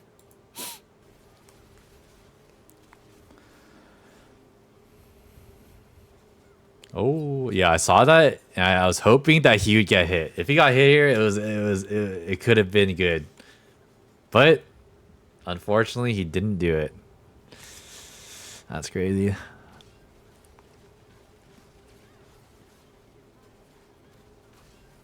So what you could do here, it's kind of nitpicky, but I mean, you know the bot, like if the boss turns like that, so I can explain. I explained in my last video, but I don't know if I still have the notepad, but where is it? Oh, I think I closed it. Anyways, yeah, the boss is guaranteed to do 3 patterns, 1 of 3, so it's gonna be puddle stagger into 3 guards, 2 black hole, and 3 is the cardinal clones. And the thing about this is that she does one of these patterns before you get to the either IQ or identity. So what that means is she's guaranteed to do 1 in between and then do 1 after IQ and then 1 after identity. Guaranteed. She doesn't do any other pattern. She always does one of these 3. And the thing about these setups, she just did puddle stagger, so she's guaranteed to do the other 2. She cannot do 2 in a row, unless it's normal. I think normal I think normal you get both of these, but I think she can do both in a row. But I'm not really sure on that. This is just specifically for hard mode. Since she just did the puddle stagger into 3 guards, she has to do black hole or clone. That's like how you know that. And then if she like stands still, she's gonna do clone. But she turns towards someone and like puts her hand out like that, and then she's gonna do a black hole. So like, as a blade, there's only 2 skills that you can't use. Sometimes twin shadow doesn't work, but a lot of the time it does for me. I don't really know why. But you can see like what the boss is gonna do. Precast your maelstrom here after you surge. You don't want to like follow your rotation to a T because like you can't use maelstrom while she's sucking here. It's like one of the skills that you can't use. It's gonna be turning slash and maelstrom. So if you want to greed properly and get your full meter, you can still greed this without using those 2 skills I mentioned, right? Or just use it before she actually starts sucking. So yeah. Death sentence, maelstrom turning twin shadow. Why would you twin shadow that late? The only reason you do that late is if you don't have the stack. But you should always have a stack. I don't agree with that. If you go far away, you're able to cast Maelstrom, but have to spacebar instantly. Yeah, but I mean, you lose damage by doing that. So I mean, ideally, you just use Maelstrom before, or you can send almost every skill and then hold your Void Strike and maybe your Twin Shadow or something. Or sorry, Void Strike and Turning Slash should be enough if you use every other skill without Maelstrom. I can test it right now. So, and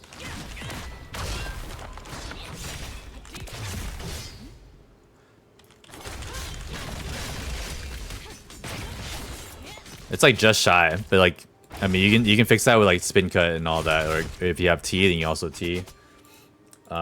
You actually only need to land like 2 skills or 2 or 3 skills in Maelstrom to get full meter, basically. So, what's your ideal rotation? Literally just watch any VOD of me and play it in slow mo, and you'll find out. But it's gonna be Twin Shadow first, because you'll always have a stack of Twin Shadow, and then Death Sentence, and then the rotation that you said. So, why do people like this furry emote so much? I don't know.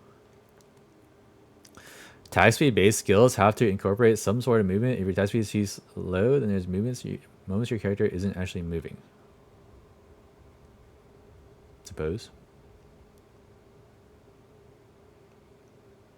Videos over Lunar and Brel? I do. It's my week 1 clear though.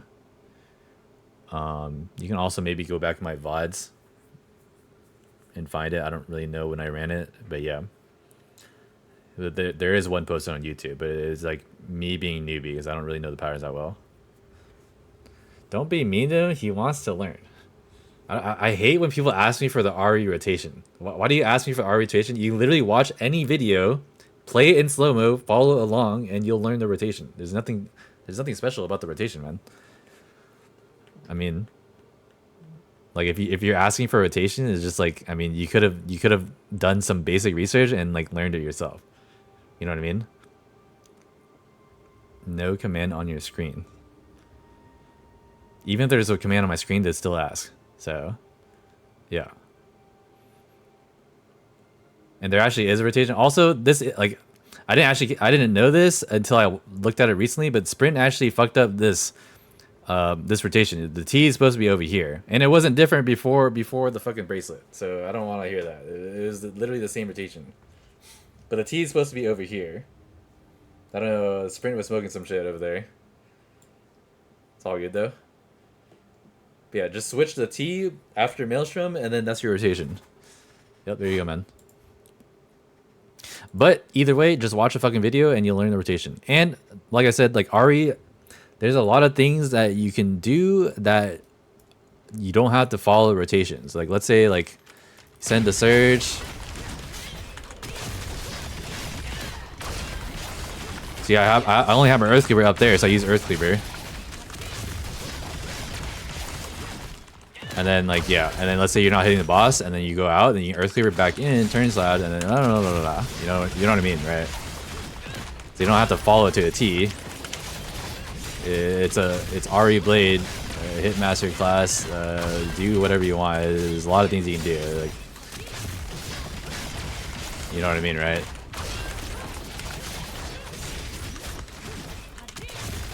There's like things you can do that it's like, I mean, it's not, you don't want to follow a static rotation, right? Please link Match You YouTube channel.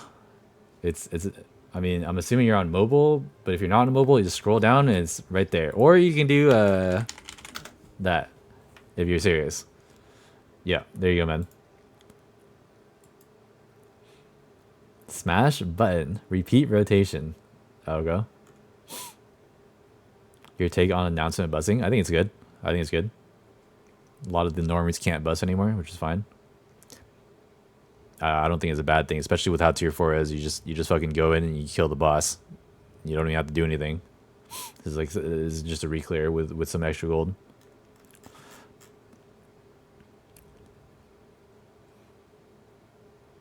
Ego is crazy after placing top 4. Just watch my VOD. Okay, but he's asking a basic ass question like rotation. You can literally look at not Lost Ark Nexus or something, or look up a gameplay video and follow the rotation. Are you gonna go to Hetsu and be like, "Yo, what's the BK rotation?" And then he types out that fucking long ass soul fist like macro rotation. Like what the hell are you saying, bro? I mean, BK Breaker is kind of the same as soul fist, like with how the rotation is. You know what I mean? It's not gonna be the same, right? Hetsu, what's the BK rotation? Yeah, I mean, he's gonna tell you the same thing. Like, just watch a gameplay video, and it changes based on the situation, right? So yeah. Anyways, let's keep going. It's 2 a.m., huh? Okay, it's not bad. Bro, you play so safe, bro. You're a newbie, man. Nah, you don't need to play the safe.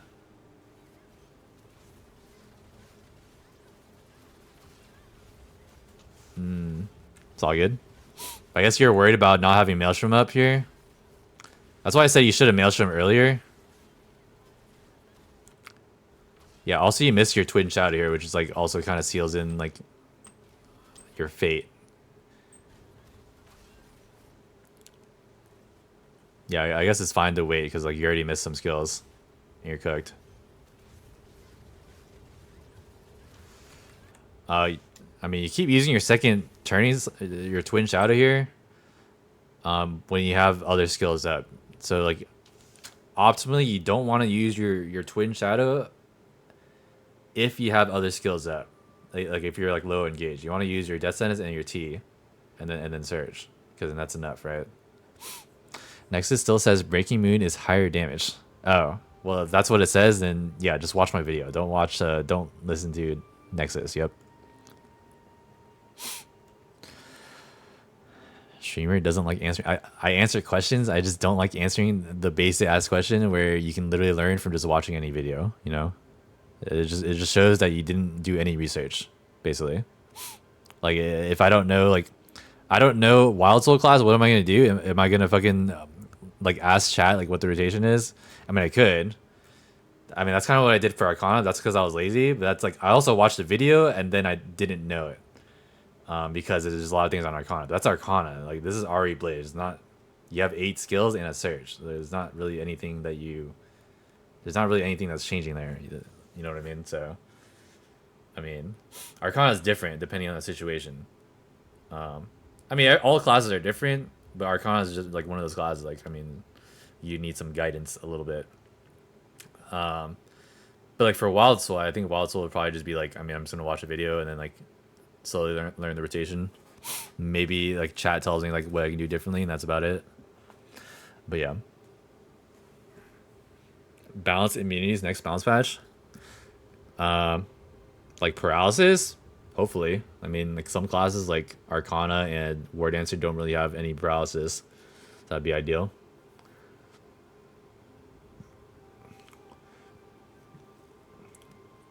Since Ari's Hitmaster anyways, do you think the best way to nerf the ceiling without nerfing floor is remove back attack modifier from some skills?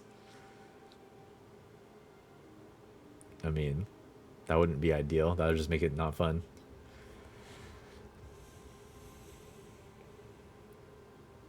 Go back to watching Asian girls. What? That's how you want it to be?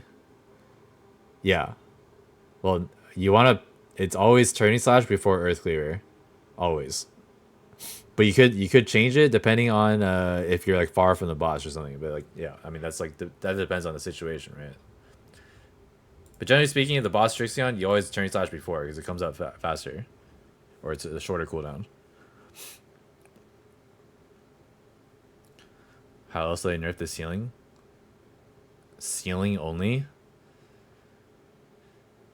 I mean, why wouldn't they nerf the floor too though? The floor is also super high. So I mean, it's just straight up a damage nerf. Yeah, I think they need to nerf the floor too. The problem is the floor. Actually, I think the ceiling, I think generally is fine.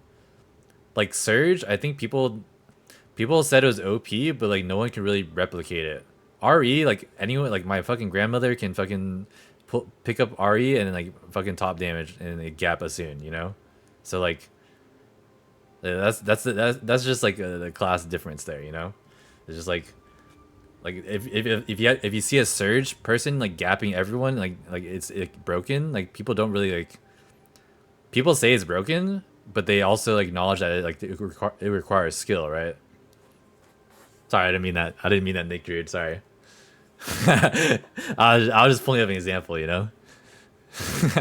And you just happened to cross my mind. I'll say Albiona next time. Yeah, my bad. My bad. My bad.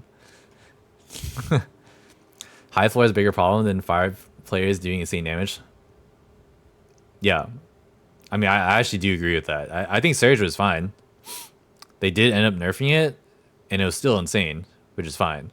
They nerfed the floor and the ceiling, but the problem with the Surge is that the floor was actually way lower than like any other class in the game at the time. So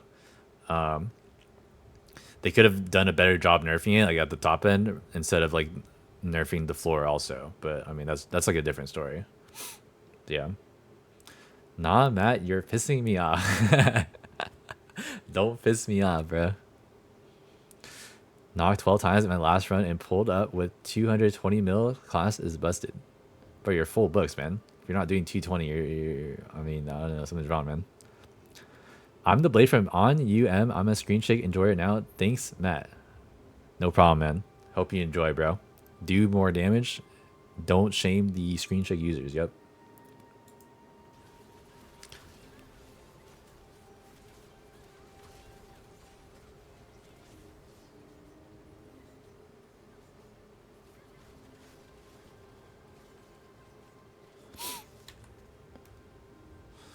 This doesn't really matter. I mean, yeah, it doesn't really matter.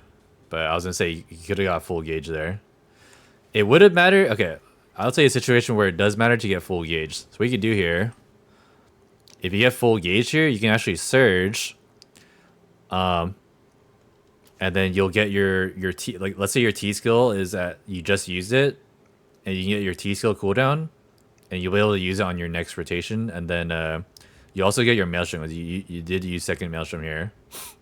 Because like when the crystals spawn, you actually don't need to use maelstrom to get full meter, because there's multiple crystals and you get more meter per crystal on the ground. There's like a cap, but the more enemies there are, the more meter you get. So if you're min maxing here, you surge here to get your cooldowns back to fix your rotation.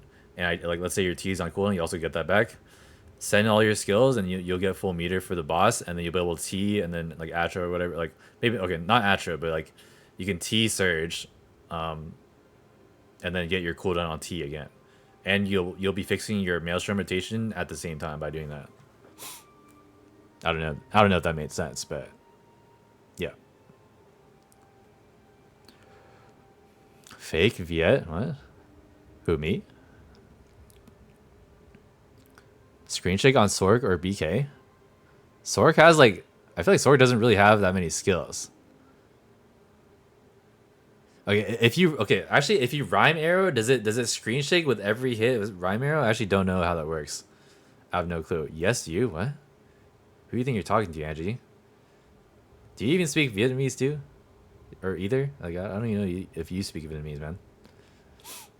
You don't sound like you speak Vietnamese, I'm just saying. You have brain damage if you play with screen shake. Okay, my bad. Coming from a serial yiper. There you go. Oh, there you go. Alright, we can add this. What's the command?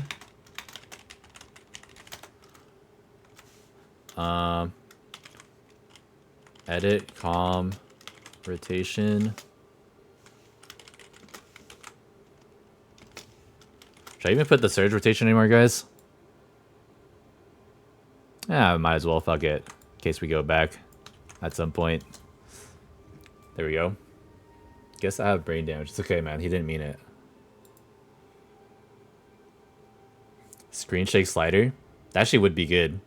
I think people would actually use screen shake if it was a slider, because there's only like an on and off button.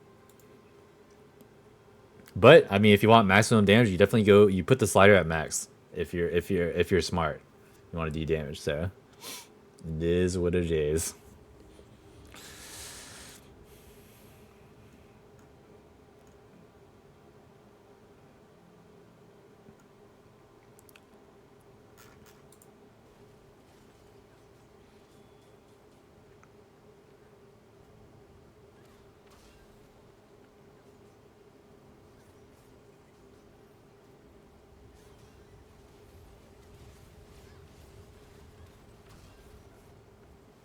Yeah, you should have built full meter there, bro.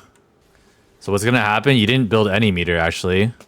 You're gonna have to use your second maelstrom. Like I said, like you wanted to fix your rotation here on these crystals because these give you a lot of meter. You don't need to use maelstrom on this. So like what's gonna happen? You're gonna be hitting the boss and you're gonna need to use a second maelstrom. You didn't fix your rotation. So yeah. And this is like the best way to fix your rotation is on these crystals. 'Cause they give you a lot of meter, like I said, because it's a meter per like crystal or whatever, up to like a cap, obviously. So yeah. Now you already like you use your second maelstrom again, and the boss phase or did the clone mechanic. Again, this is after identity. She's guaranteed to do like the patterns that I said. Guaranteed to do one of these 3 patterns. I think the last one was black hole, I think. So she can do either stagger or clones. But I think if there's like a pattern that she hasn't done, like which is clones, she hasn't. I don't think she's done clones yet. I think she prioritized clones, but I think there is a chance that she still does stagger. I think, but I'm not sure. Why do you do damage there? It's just for your meter. You want to fix your meter. Like I said, he used second maelstrom here, and it fucks up his next rotation. Like he wants to fix his maelstrom cycle, so he doesn't have to use second maelstrom, because like the thing about using second maelstrom, like I said, is that it just fucks up your rotation and it like makes it slower, and like yeah, it just doesn't feel that good, and it only applies to your Soul's Orb and Void Strike, which is fine, but I mean it's not optimal because like sometimes you won't have it for like the rest of your skills because like you know the boss like moves away or something, like you can't get your skills off in the previous maelstrom window. Basically, you just want to at least have 1 stack available at all times, like ideally. But I mean, it's not always gonna happen. Didn't know it gives a lot of meter. Didn't really pay attention to that. Yeah, it does because there's 4 crystals stacked, and multiple mobs gives you more meter. You can test it in the Chaos Engine.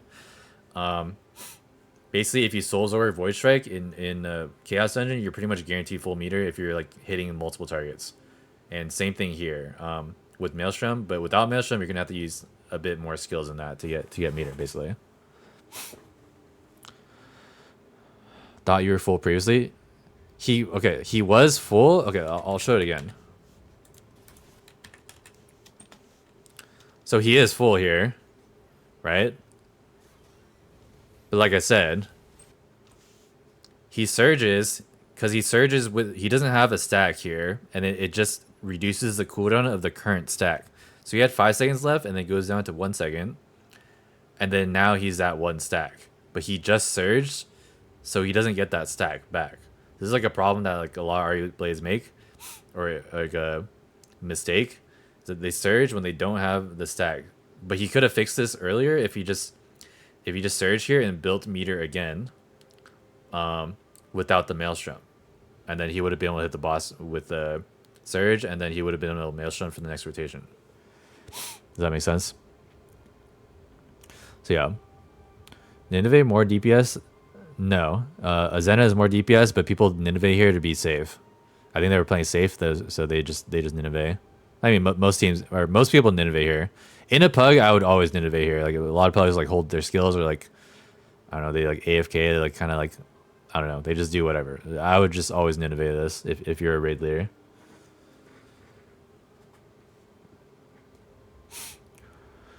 That being said, Azena is harder to hit because it's multi-hit for like the laser, and then the follow-up is also like multi-hit. It kind of takes a while for it to go off, but the Nineveh one is like a single shot for both of them. So Nineveh is like way easier to land. Yeah. Weren't able to skip with Azena hybrid, so we went for Nineveh. Yeah. I mean, Nineveh is guaranteed damage. Like I said, you Nineveh and you can get guaranteed damage on the boss for the first sidereal and the second sidereal because she's guaranteed to do one of the three patterns I said. So she does Cardinal Clones. Cardinal Clones is the best one, and Puddle Stagger. Black Hole, you actually can't sidereal while she's sucking, so that one's not the most ideal. But these other two, you get a guaranteed follow up there. So it's just guaranteed damage pretty much. Off by 20 to 30 bars to skip first shards. You know, if you had another blade instead of instead of Capington, you probably could have skipped. But I mean, that's a comp issue there. It's all good.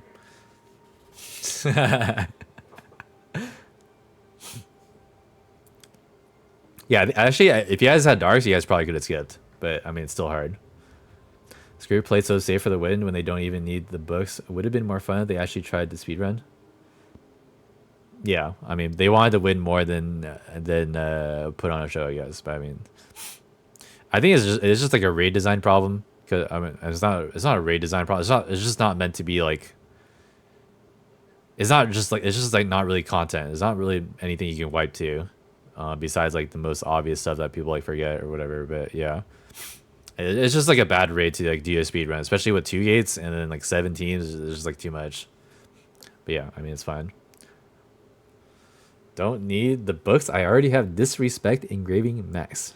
Farming them to take them away from other people. W disrespect. Nineveh's more DPS? No, it's not.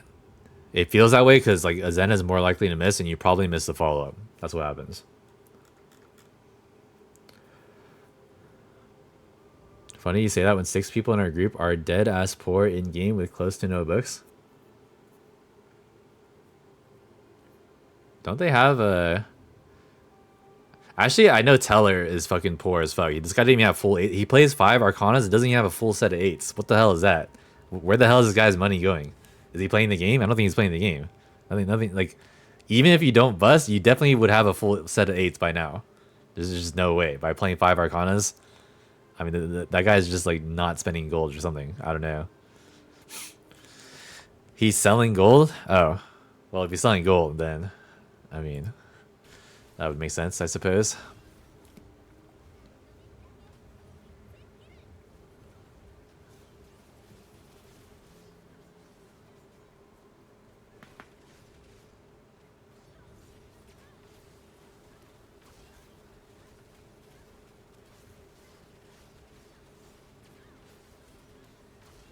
He has charmed that, nice. Wait, did that miss? Oh, never mind. It just got delayed. I don't know why it got delayed. The hit goes out here. Oh, okay, never mind. I thought it missed. That was weird.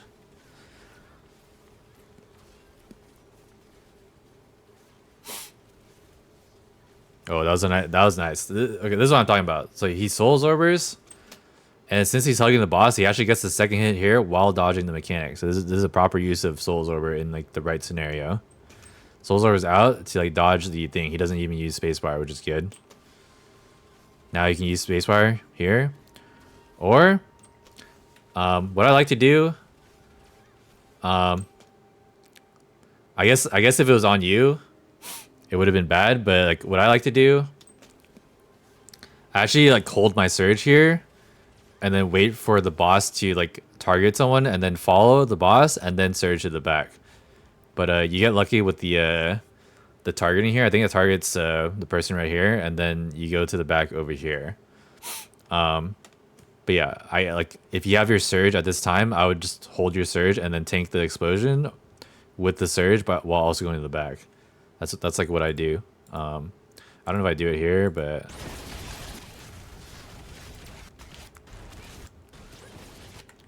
I think I might do it here.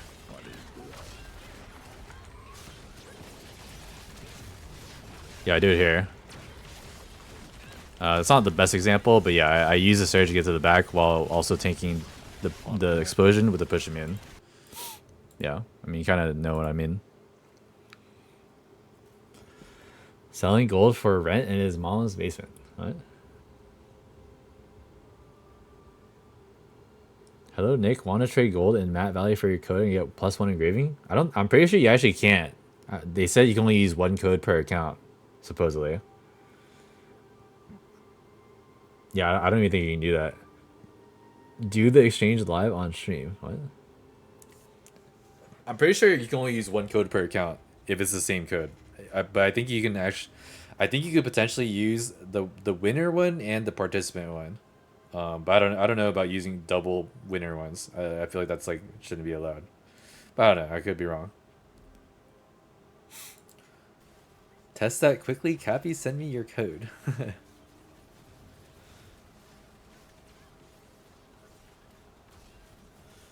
Nice. Okay, so right here. So this pattern, these spikes. By the way, the front here is actually safe. If you hug the front, you don't actually get hit by these spikes. The front middle, I should say. But if you're on the back, these spikes back here will definitely hit you and paralysis you. So what he does here, he uses his spin cut to get paralysis immune. That's also another reason why spin cut's good, because like you have like some downtime where you don't have any skills, and then he spin cuts here for some paralysis immune, while these spikes are hitting him basically. So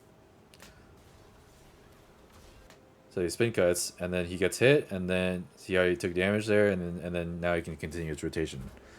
Otherwise, you would have to spacebar or have another skill up. But yeah, it does paralyze you. You don't want to use like Earth Cleaver, for example, or like Maelstrom, basically. Bal and me tried. Wait, actually.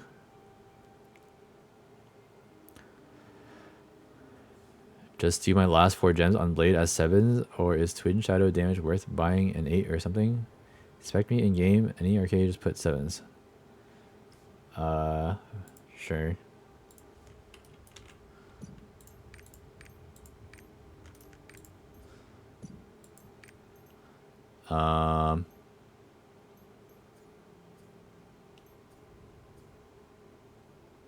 Yeah, this is fine, I think. Yeah, this is fine. Yeah, that looks good. Void Strike is the lowest priority. And then like the 3 damage skills that you said, Twin Shadow and all that, doesn't really matter. You could get a 6 on Twin Shadow instead of having that level 8 tier 3, but that's about it. Last 4 event gems is okay to put as level 7? Yeah, if you want to get some more damage, yeah. 7's fine for this. Oh yeah, also, yeah, transfer your Surge Gem to 10. Or tier 4. Yeah. WRMT, what?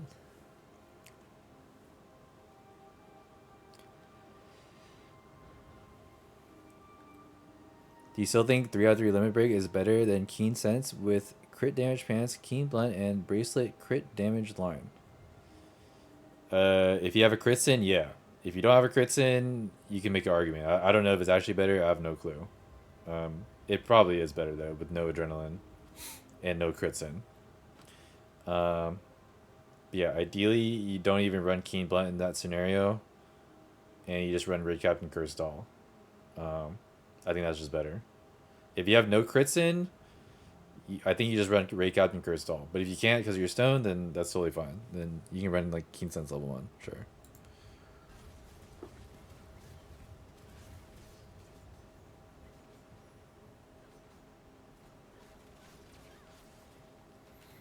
Nice. So you can actually greed a bit here. I actually didn't know it gets DR'd this fast, so he surges, but the surge damage doesn't go through. So he gets the full Void Strike damage and then surges, and then it only does 5 mil there because it's DR'd. Yeah. I actually didn't know it got DR'd. But you can hit it right before the mechanic.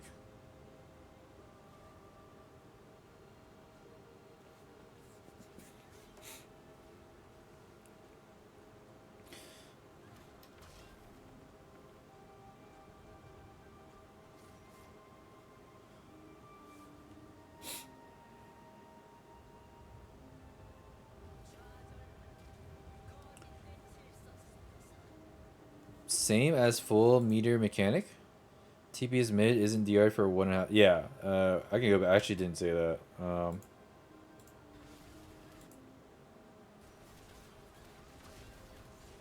Yeah, right here it's phase. So I think he gets some damage here. Yeah, right before 100 identity, she's hittable for like a second. So you can send for Ari Blade. I think you fit 2 skills in. If I have Soul Absorber, for example, I pre-charge it, and then I can use Void Strike, I get full damage on both. Or you can do like Twin Shadow, Death Sentence, like basically any 2 skills, like as long as you time it right. You can get 2 skills in here. Yeah, I forgot to mention that actually. Yeah, he Oh, this is also like a scenario. Okay, so if you have like downtime, I know I say don't use second twin shadow, but like if you have downtime like here, you can actually fit in a twin shadow here, and you get like a free like 200 mil damage depending on like your gear or whatever. He's not actually back attacking here, so he's using a bit of damage. But yeah, this is like a scenario where I would use second twin shadow because the boss is about to phase, and twin shadow is like literally instant cast. And it's like very easy to fit in. So like it is like a scenario where you could use second twin shadow because like you're not gonna be hitting the boss for a bit. So yeah. Noob again. I mean, I think everything is fine. Like just some scenarios where you could back attack where you don't. But I mean, how I can't really blame you because you're playing Ari Blade. Playing Ari Blade, you know, don't really need to do all that. Noob Beast, he's pretty good. There's not really any like mistakes that I've seen besides like the usual that like, happens sometimes. It's not like he's like constantly like not building bubbles and like AFK. It's like, I mean, sometimes he misses because like he didn't read the pattern, but I mean that's to be expected for like a raid that's only been out for like 3 weeks. So yeah.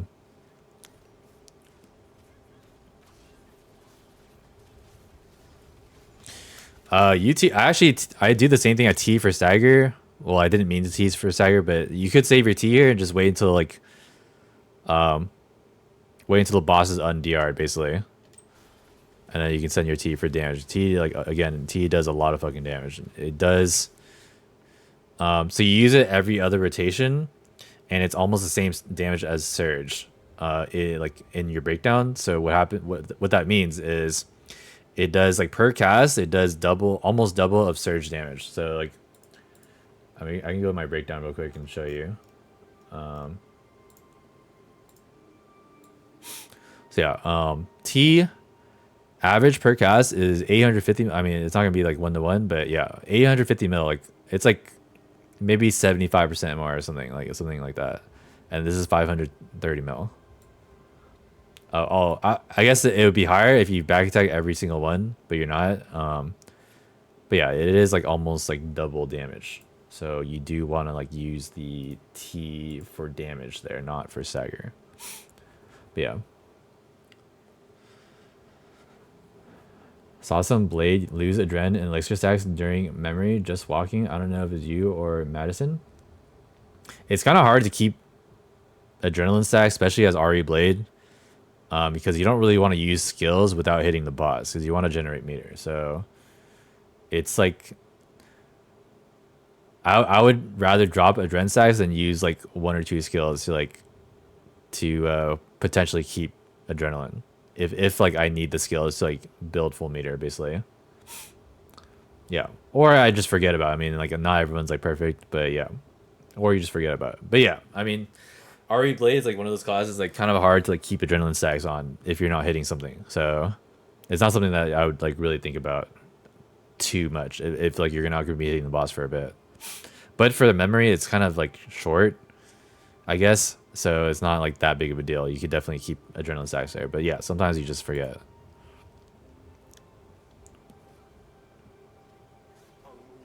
This is my VOD. I'd be getting reamed. Yeah, I mean, you are RE Blade, so I mean, yeah. I said this in my last video, but basically, when you get to phase 3, the boss is guaranteed to do this set of patterns. So what's gonna happen? She does one pattern, any random pattern. I don't know, like you can get unlucky and get like a bad pattern. Here she does like the double knock with the sights on the outside. But she does one pattern and then she does the zoom out screen break, as you call it. And a lot of people hyper here. You would probably hyper here in a reclear now because like the boss fights are really fast now. The boss has been nerfed like 15%, so like saving hyper for the for 0x isn't really like the play anymore. So you probably just hyper this if you want to do damage while like staying on the boss basically. Yeah, she does one pattern here. Actually, that was 2 patterns. It's gonna be a 1 or 2. This one's like a short pattern, so maybe she just cues another pattern.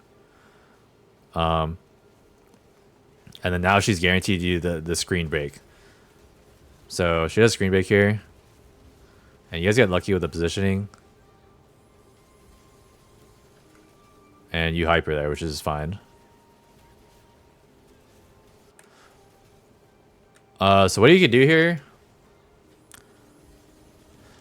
So if you hyper, so it works the same way as regular awakening. If you hyper with Maelstrom up, you get full meter.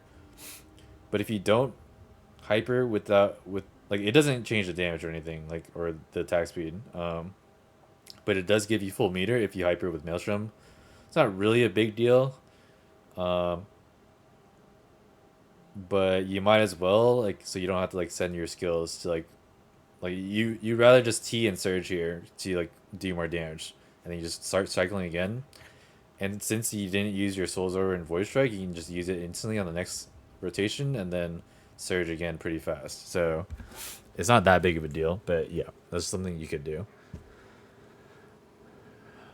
Do hyper, we got lucky. 10 seconds before she does zoom out mechanic. 10 seconds? Okay. So maybe it's like a timer thing, not like a pattern based thing. But yeah, she does the screen break here, and then she does another pattern, and then almost guaranteed she'll do the scythe pattern. So yeah. You can hyper on scythe, laser, appear, animation. Scythe, laser, appear, and I don't know what that means. How important is the reposition to back attack Soul Absorber and Void Strike versus getting surge off faster? Depends on the situation, man. If you don't have a 10 cooldown on Soul Absorber, you're likely gonna have downtime after your Earth Cleaver or Turning Slash or whatever, and then you're gonna spin cut to the back because you have downtime. But like, again, it depends on the situation. You don't always want to do that, but you could do that.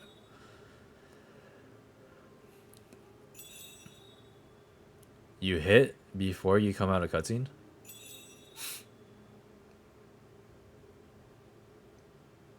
I don't even know what he's asking, so I have no clue what that means. But yeah, your damage does come out.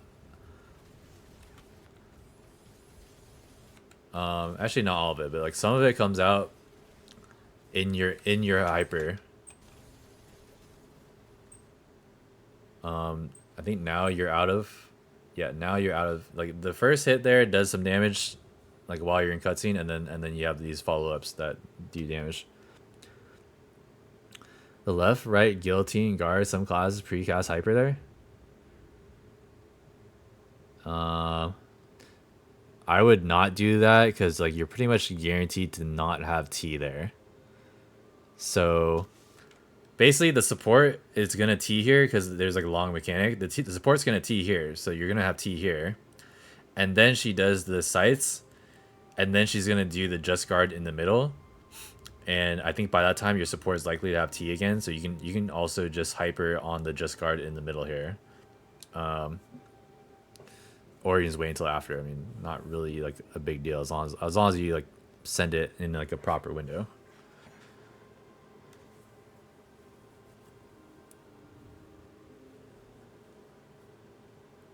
You do have it every time I did it. My bard had it in whambly. Well, I mean, depends when you use it, right? So if you use it here, you're guaranteed to have T. So, yeah.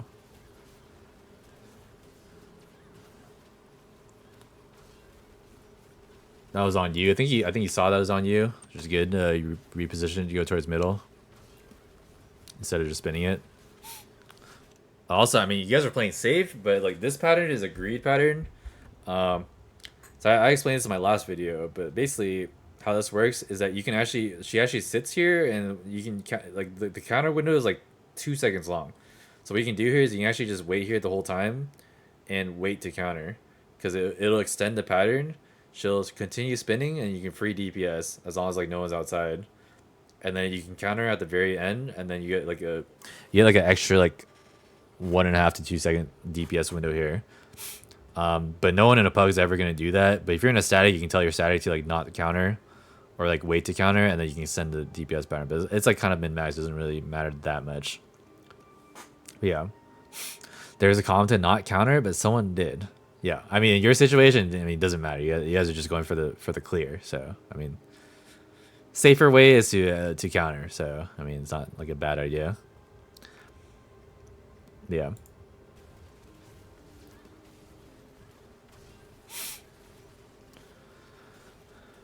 So yeah, she does that pattern, and then she does the scythe pattern immediately after, because she does like one pattern. I think it, like you said, it's like 10 seconds. But yeah, this is all telegraphed, by the way. And after this, when she appears here, she 9 times out of 10 she will disappear and then do the just guard in the middle. But there is a scenario where she does the suck into like the black hole spawning around her, where you have to break it. There is a chance that she does that. It's very rare though.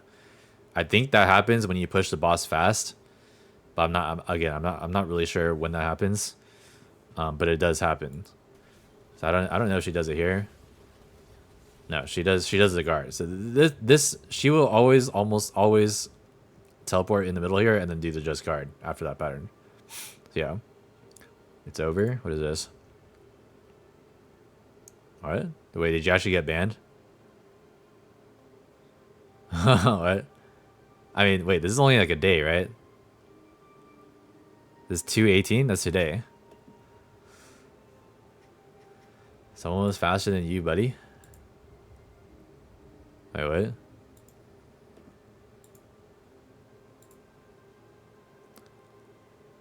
"15 minutes trying to find Brel hard mode buyers." That's crazy.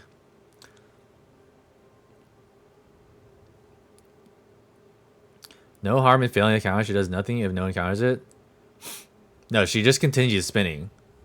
So she's gonna keep doing the Zeus. So if someone's outside, they're gonna get farmed. But like, yeah, I mean, if everyone's hugging the boss, nothing's gonna happen. But it is better to counter because she just keeps spinning. But then after she finishes spinning, then she can cue another pattern. But then if you counter, it's gonna extend the pattern a bit. That's from my testing what I saw. You wanna extend the pattern and then counter at the very last possible moment. It's kind of like a long counter. It's kind of just wait like a while.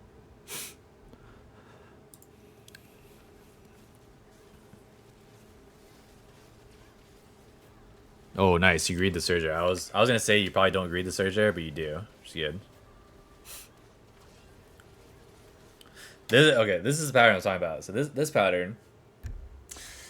Everyone in the pug is gonna fucking grief you on this pattern.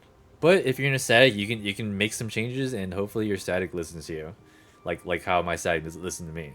So what you should do on this pattern, everyone front except the back attackers. Please do this please try to make this the norm. Everyone just goes everywhere for no reason on this pattern and griefs everyone. So yeah. And this is the triple Ezreal pattern, the triple guard. But the first two actually don't really do damage, and it's only paralysis. So if you're on the front and you're doing this like strategy, you can actually just full send like any paralysis skill with support shielding, and you'll be fine. The last one you do want to guard though, that one knocks you. You can push immune it, but it does a lot of damage. So if you don't have DR, you kind of just get owned. Yeah, any support shielding here, you won't take any damage. So like Artist Hopper, like or anything on the first two, like you definitely won't take damage. You can just like use a paralysis and take it. So yeah. Really, for busing it says griefing? I mean, I think it is busing. I don't know, like what else would be considered griefing? 2 vestige crimes in whambly here? Yeah. Yeah. Check party finder report. Any bus lobbies take out the competition. I don't really care about that.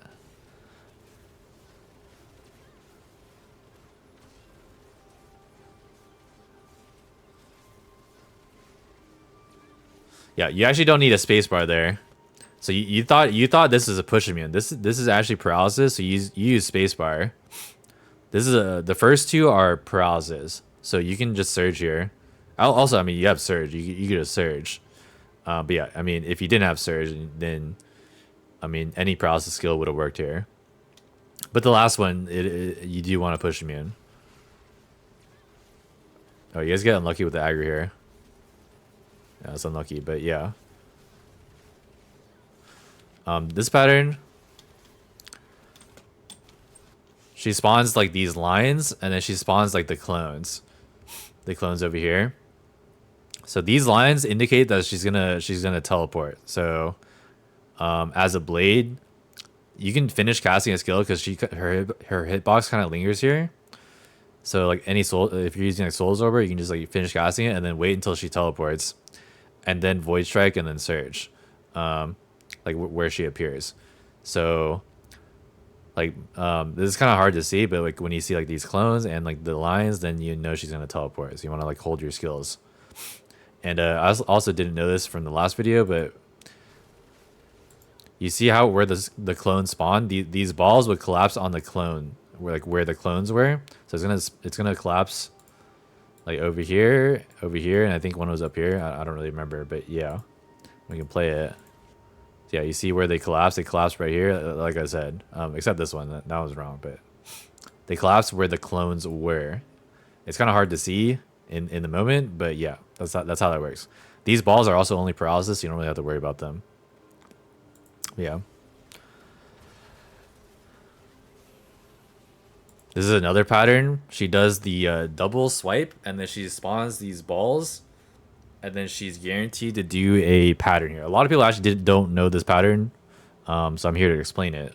So this one, she does a frontal dash, or she does like a dash where she like kind of turns around and then shoots an Ezreal, or she just backsteps and then Ezreals. And there's two variations. So one is a counter pattern, one is not the counter pattern. There's an easy way to tell off of the first dash. So let's see what it does. So there, she does a complete 180 and then shoots it opposite direction, and she also goes pretty far. So this one is a guaranteed counter pattern. So we can play it again. Double slash, ball spawn, you know it's going to be Ezreal. And if she backsteps, like...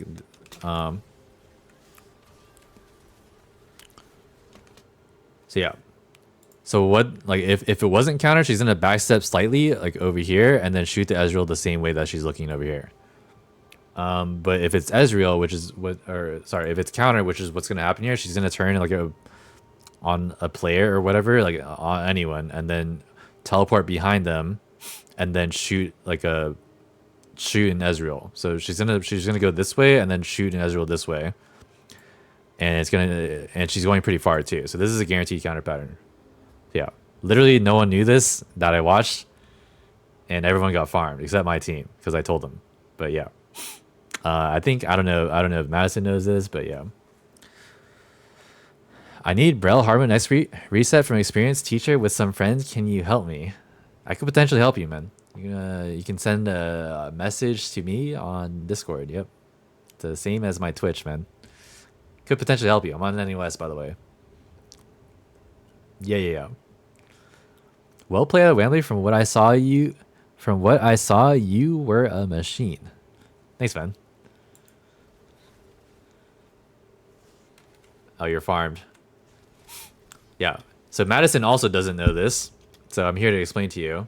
So I don't know if that did that explanation make sense?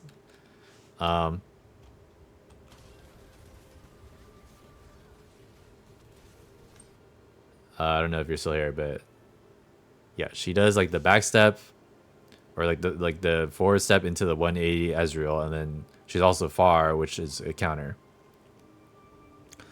Know how the pattern works? I'm impatient. Oh, okay, so you're a noob. You could just say you're a noob. Also, that pattern is not safe to hit on. Like this is just like a bad pattern. People say it's a good pattern. It's not a good pattern because like you can't hit her. Like even if you're on the back here. I think Anna from IT gets farmed here too.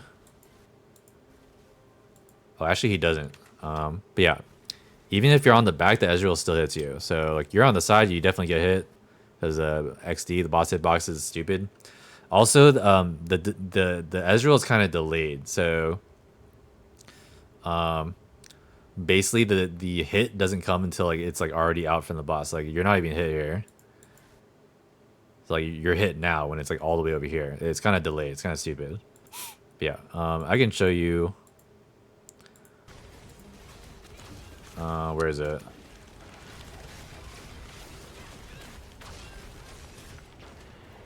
Rewind the stream? What are you talking about? Oh, right here.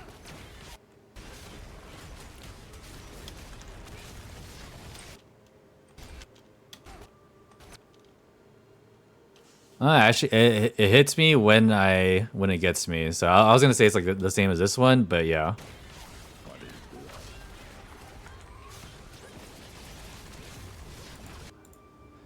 Yeah. Anyways, worse is when people run to Uganda and bait the counter to Narnia. Yeah, she actually targets the person and it goes behind them. So ideally, you want to stay like a little bit close to the boss so she doesn't go like super far.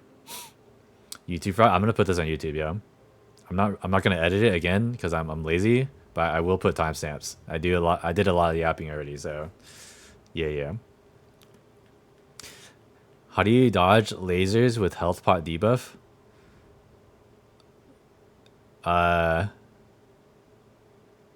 Lasers health bot debuff. I mean, just don't get hit. I don't know.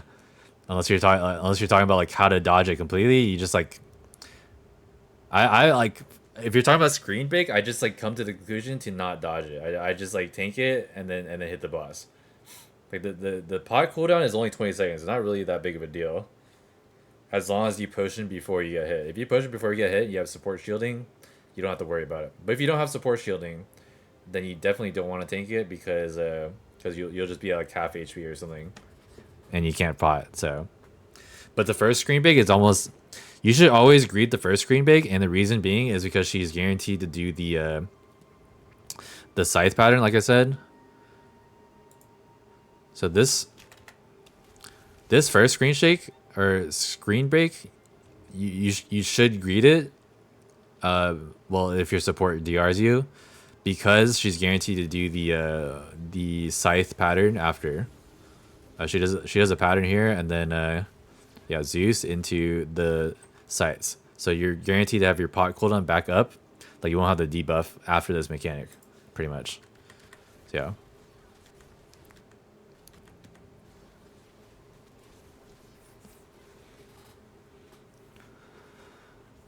If you don't have support shielding, you die out of principle and flame your support afterwards. Yeah, you could do that. Dot size for RNG? No, they're not. They only happen. They are timed, but it always happens in this order. I'll write it out. So, phase 3 patterns scripted. So 1, enter P3. 1 to 2 patterns, 10 seconds about, and then she does screen break. After screen break, she does 1 to 2 patterns again. I think it's around 10 seconds. I don't really know. This is like guessing. 10 seconds about, I would say. It's usually 1 pattern, and then she does the scythe pattern. And this is in hard mode. I know if you 4-man bust normal mode, she does the scythes again at some point if you have low DPS. But that's only if you have low DPS. So if you're in an 8-man reclear, the second scythe will just like almost never happen. So yeah, that's the order of events there. You're talking only about RE because some classes kind of struggle with screen break unless you have a reliable way to spacebar it. No, I'd say every class should greet it. You just gotta learn the spacebar timing, or like ideally you have another push me in than other than spacebar, and you queue it together. So like spacebar and push me in after you use your spacebar, so you can extend your spacebar your push immunity. Or like I said, you can just use hyper, which is what they do, because the boss is dead anyways in 0x. Is basically just damage padding, because like if you have 8 alive or like 7 alive even, the boss is guaranteed to die on special Azena, especially with all the nerfs. So I think it's gonna be better to just hyper in phase 3 or whenever you get it, instead of in 0x, because the boss is guaranteed to die off on Azena anyways. So yeah. Most supports don't even DR. It's because like people haven't gotten used to like greeting it, because like in KR people like they watch the video and they just like follow the video. This is like a KR problem. Like KR just like always does things to a T. They never like deviate from the T, and they just do things like how pugs do it. You know how like con gate 2, when you have like the safe spot circles, what they do is they both go to the edge instead of just stacking the circles, and they're just free DPSing the boss. Stuff like that. They just do things to a T. They never deviate from the norm. So yeah, I mean, ideally in a pug they would DR you, but I wouldn't expect them to DR you. And if they don't DR you, then obviously you should just go and run, right? But if you do have a good support, they generally would DR it, because like most of the time people get hit by the lines afterwards anyways, so like they're gonna have the pot debuff anyways. But again, like I said, the pot debuff doesn't matter because she's guaranteed to do those patterns, like I said, and then it's gonna wear off by the time she's hittable again. So yeah, explaining Brel in 5 hours. I mean, there's a lot to talk about. And that's the good thing about Lost Ark grades. There's always something you can learn. Like I'm still learning. Like there's probably some patterns I don't really know. Some interactions. Gate 1 theme mine. I'm always learning that gate. Yep, love that gate. You know, there's always something you can learn, guys. That's the beauty of Lost Ark. That's why I like it. Show me how you spacebar it, because Soulfist spacebar is a bit short. Okay, I explained this earlier, but basically what you're probably doing is you're spacebarring and moving immediately. So when you spacebar and move immediately, you lose the push immune on the spacebar when you start moving, or if you spacebar and then like twin shadow, you lose the immunity as soon as you use that skill. So what you should do if you're trying to push immune something you don't exactly know the timing, you want to spacebar, stand still for a little bit, and while your character is getting up, she is fully push immune. Until your character is out of the animation, she is push immune. So that's how you extend your spacebar. So you're probably not doing that. You want to extend your spacebar, stand still, and it'll extend your spacebar. Like I already went over it, but yeah, that's like the idea behind it. It's not gonna extend it by that much. It's just gonna fix your timing a little bit if you like messed up by a little bit. But if you miss the timing by a lot, then like that won't save you. So yeah. Yeah. Question about 0 bar mechanics. Why people going outside? What? You have to be more specific. But also, we're not at 0x yet, so you can ask me when we get there. People still learning gate 2 theme mine counters. I mean, in the bright side, I don't have to do theme mine anymore, guys. And yeah, it's all good. Play World of Warcraft? No, that's, I mean... I'm good, man. Ooh, you miss your souls over there? I get your meters, fine. Actually... Yeah, you miss souls over here. So what you could do here, she actually has 2 hits. Like I said, when you have multiple enemies on RE, you can hit both of these. I think you hit both of these with Voice Strike. That's why you got so much meter. And then you fix your rotation off of that. So if you mess up, like she teleports and like you miss a skill, just hit your skills on both of these clones, and then you'll get more meter and potentially fix your rotation. That's like something you can do if you mess up. I think he doesn't unintentionally. Hits both and he gets like full meter here, and then surges. So yeah.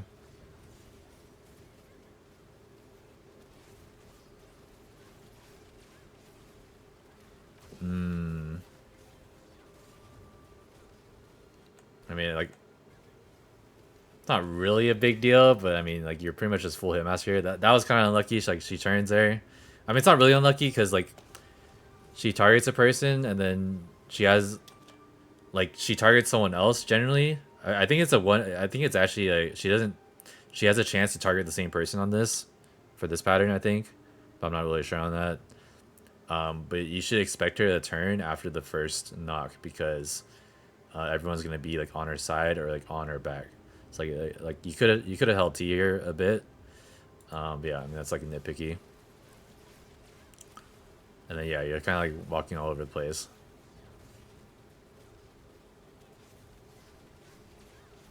Yeah, here you definitely, so you just got full meter there, and you know the boss is gonna dash again.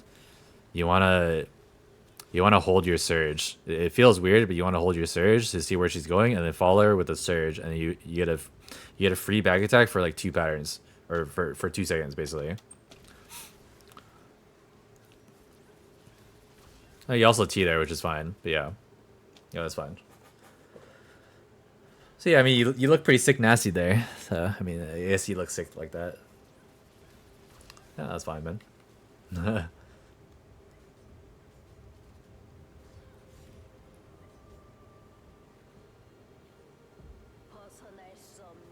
Check Discord. Let me finish this. I'm almost done. Say almost done, but it could be another 10 minutes. You see here, this one is not a counter. So she backsteps slightly and she like barely moves, but she also faces the same direction here. Ezreal. And then no counter, right? Again, there she does the teleport after like these lines. These lines plus the clones, the balls will collapse on the clones. Right here and over there. Yeah. Yeah, that's a counter. It's kind of hard to see, but you can see it. She like puts her hand up.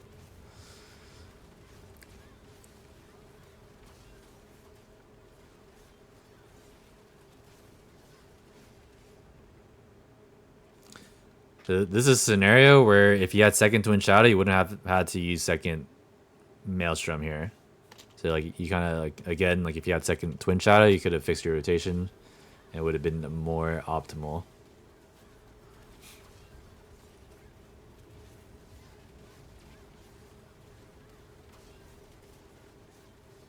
Gina teleport. This is counter because she moved forward and like went pretty far. And then it does like the 180 into Ezreal, so it's gonna be counter. I don't know how that didn't hit you, but I feel like you should have got hit.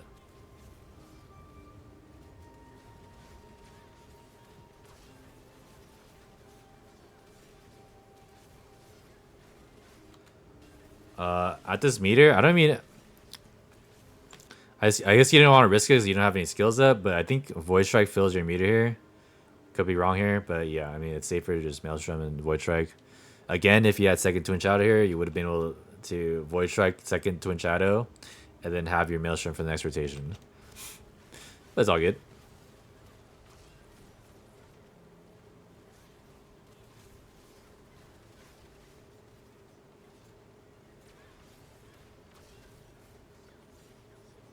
Yes, I actually didn't know, like, when is the timing for Medusa here? Because I did get charmed one time, and since that day, I didn't ever greed again.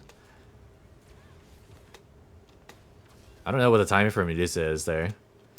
But yeah, you send a surge, which is good. Like I didn't even know you can do that. No clue. So what you're saying is he greeted that? Oh, that was Caputin saying that. So what you're saying is he could have potentially gotten charmed and griefed his team there. Use special as then he can always greed. That's not true, because I've definitely looked at the boss while it's going and then I got charmed. Unless you mean like until you see it on your screen, then you can do it. After Sidereal is casted, it's safe. When leader presses special Azena, you can hit her. I don't think it's when the leader presses it, maybe when you see it. I don't know. Yeah, you see it there. But like when he casted it is a little bit earlier than that, right? So I think, like, I guess when you see the Sidereal, I think it's fine. But I mean, I didn't know that. I mean, it's not really, it's just damage padding at this point. The boss is dead. The boss is always going to be dead here. But if you do want to like MVP and like get extra damage, that would probably be like not a bad thing to do. Big Orb has to disappear. I mean, yeah, I don't know. Anyways, yeah, the boss is dead. Also, I want to say this part is really annoying on Blade. Yeah, especially when you surge, it's kind of annoying. Yeah. Anyways, hope that helped. I don't know if I helped you because I feel like you're pretty good. But I hope I helped people who may not know the raid that well, maybe, or like decision making on RE. But I mean, anyways, you could just fucking just full hitmaster and do more damage than the Esther Slayer, probably. Unfortunately, he wasn't able to beat the Esther Slayer because of wallet gap, but it's all good. Happens.